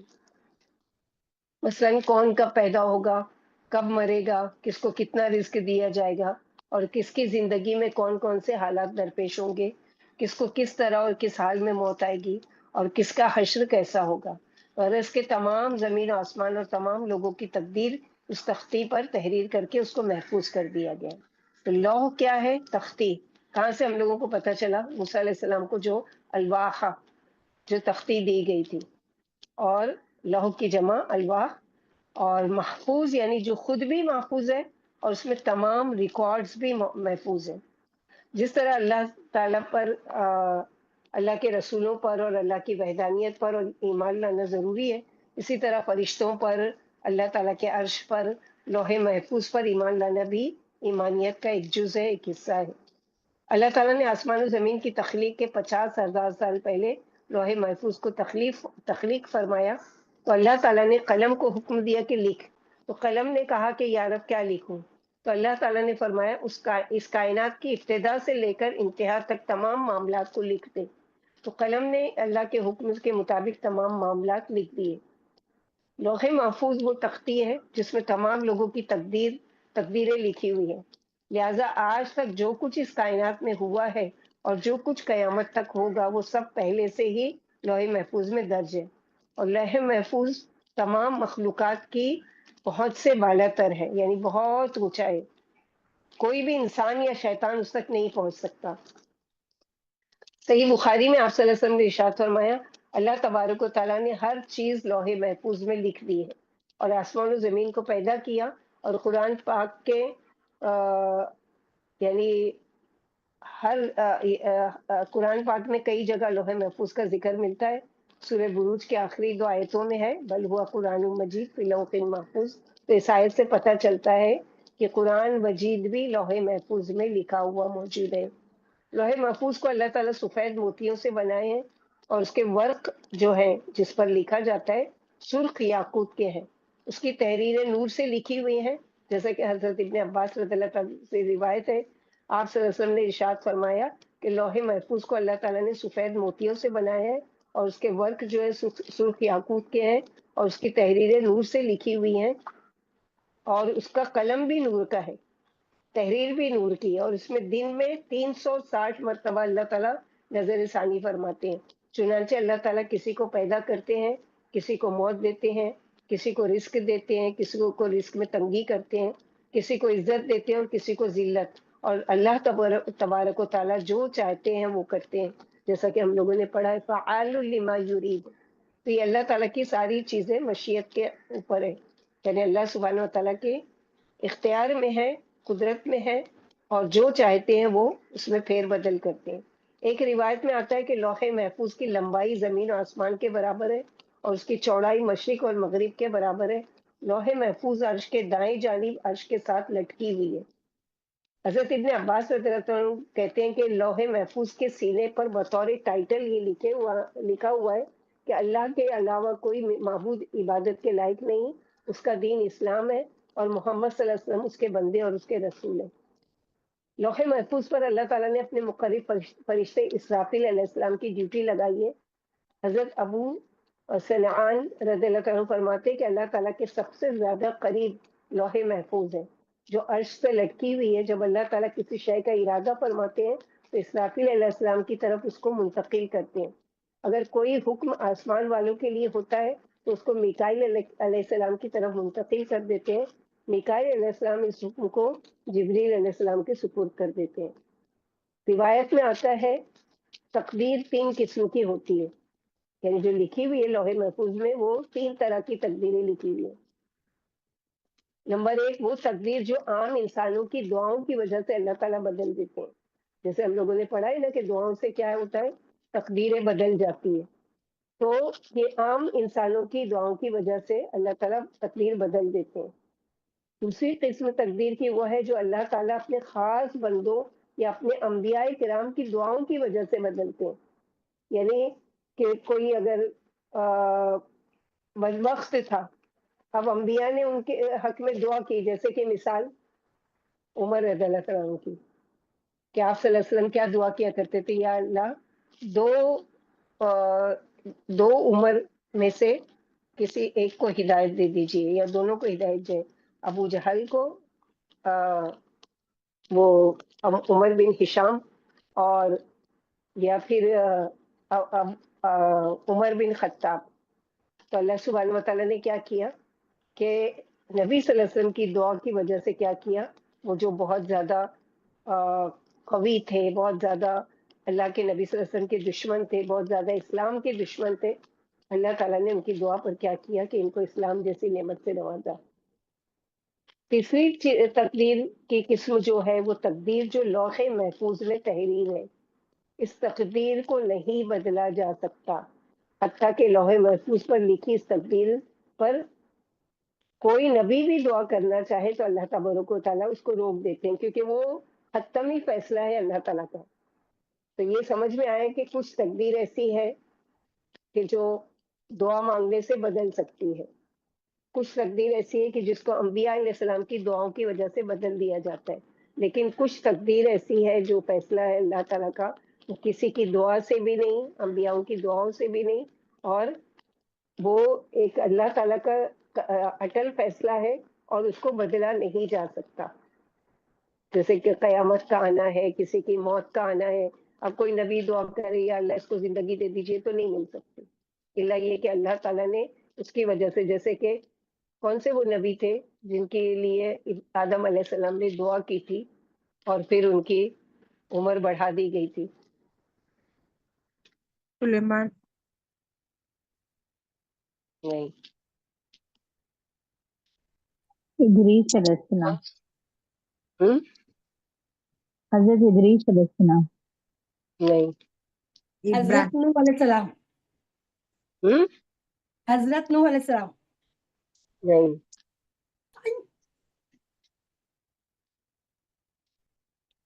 داؤد علیہ السلام. ہم لوگوں نے جب آدم علیہ السلام کا پڑھا تھا، داؤد علیہ السلام کہ 40 سال ان کی عمر تھی. جب پوچھا گیا کہ ان کی عمر کتنی، یعنی سب سے زیادہ روشن چہرے والے جب سارے ہجوم میں نظر آئے تو آدم علیہ السلام نے پوچھا یا رب یہ کون ہے؟ تو کہا کہ آپ کی اولاد میں سے ہے، ان کا نام داؤد ہے. تو یا رب ان کی عمر کتنی ہوگی؟ تو 60 سال ہوگی. تو کہا کہ یا رب ان کو میری عمر دے دیجیے، یعنی 40 سال میری عمر میں سے دے دیجیے. جب آدم علیہ السلام کا وقت آیا فوت ہونے کا، یعنی 960 سال، 1000 سال کی عمر ان کی تھی، تو جب بہت تو آدم علیہ السلام رسیا بھول گئے. جب کہا کہ یا رب ابھی میری عمر کا 40 سال باقی ہے، تو کہا کہ تم بھول گئے، تم نے اپنی عمر کا 40 سال کا حصہ کس کو دے دیا؟ داؤد علیہ السلام کو. تو اب تمہاری عمر ختم، یعنی کم کر کے کیا کر دی گئی؟ 960 سال. تو اس طرح سے وہ کیا ہوا کہ آدم علیہ السلام کی دعا پر ان کی تقدیر بدلی. اسی طرح ہم بھی اگر اللہ تعالیٰ سے، جیسے کہ ایک دعا ہے، اگر یاد کریں اور ہمیشہ دعا کیا کریں، کیونکہ ہم سب چاہتے ہیں کہ ہم سب کا خاتمہ ایمان پر ہو، تو ہم کو چاہیے کہ خوب کثرت سے دعا کیا کریں. اللہم ان کنت کتبتنا اشقیا فمعنا واکتبنا من السعداء وان کنت کتبتنا من السعداء فثبتنا وعندک ام الکتاب. ام الکتاب کیا ہے؟ یہی لوح محفوظ، کہ اے میرے رب اگر مجھے بدبخت لکھا ہے آپ نے لوح محفوظ میں یا ام الکتاب میں یا تقدیر کی کتاب میں، تو اس کو مٹا دیجئے. فمحنا، مٹا دینا، اس کو مٹا دیجئے. وَاكْتُبْنَا مِنَ السُّعَدَاء، اور اس کو لکھ لیجئے نیکوکاروں میں سے.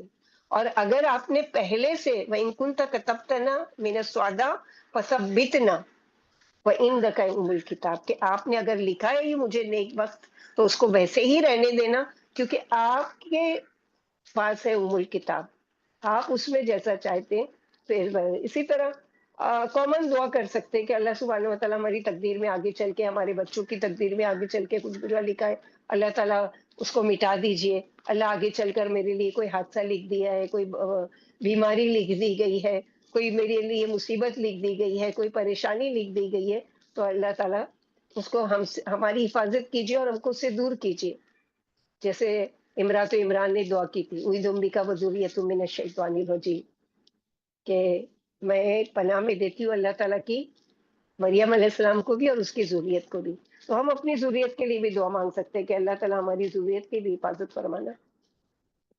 تو یہ ڈیٹیل تھی لوح محفوظ کی اور تقدیر کی 3 قسم کی. اللہ سبحانہ و تعالیٰ ہم سب کو اس پر عمل کرنے کی توفیق عطا فرمائے. آمین یا ارحم الراحمین.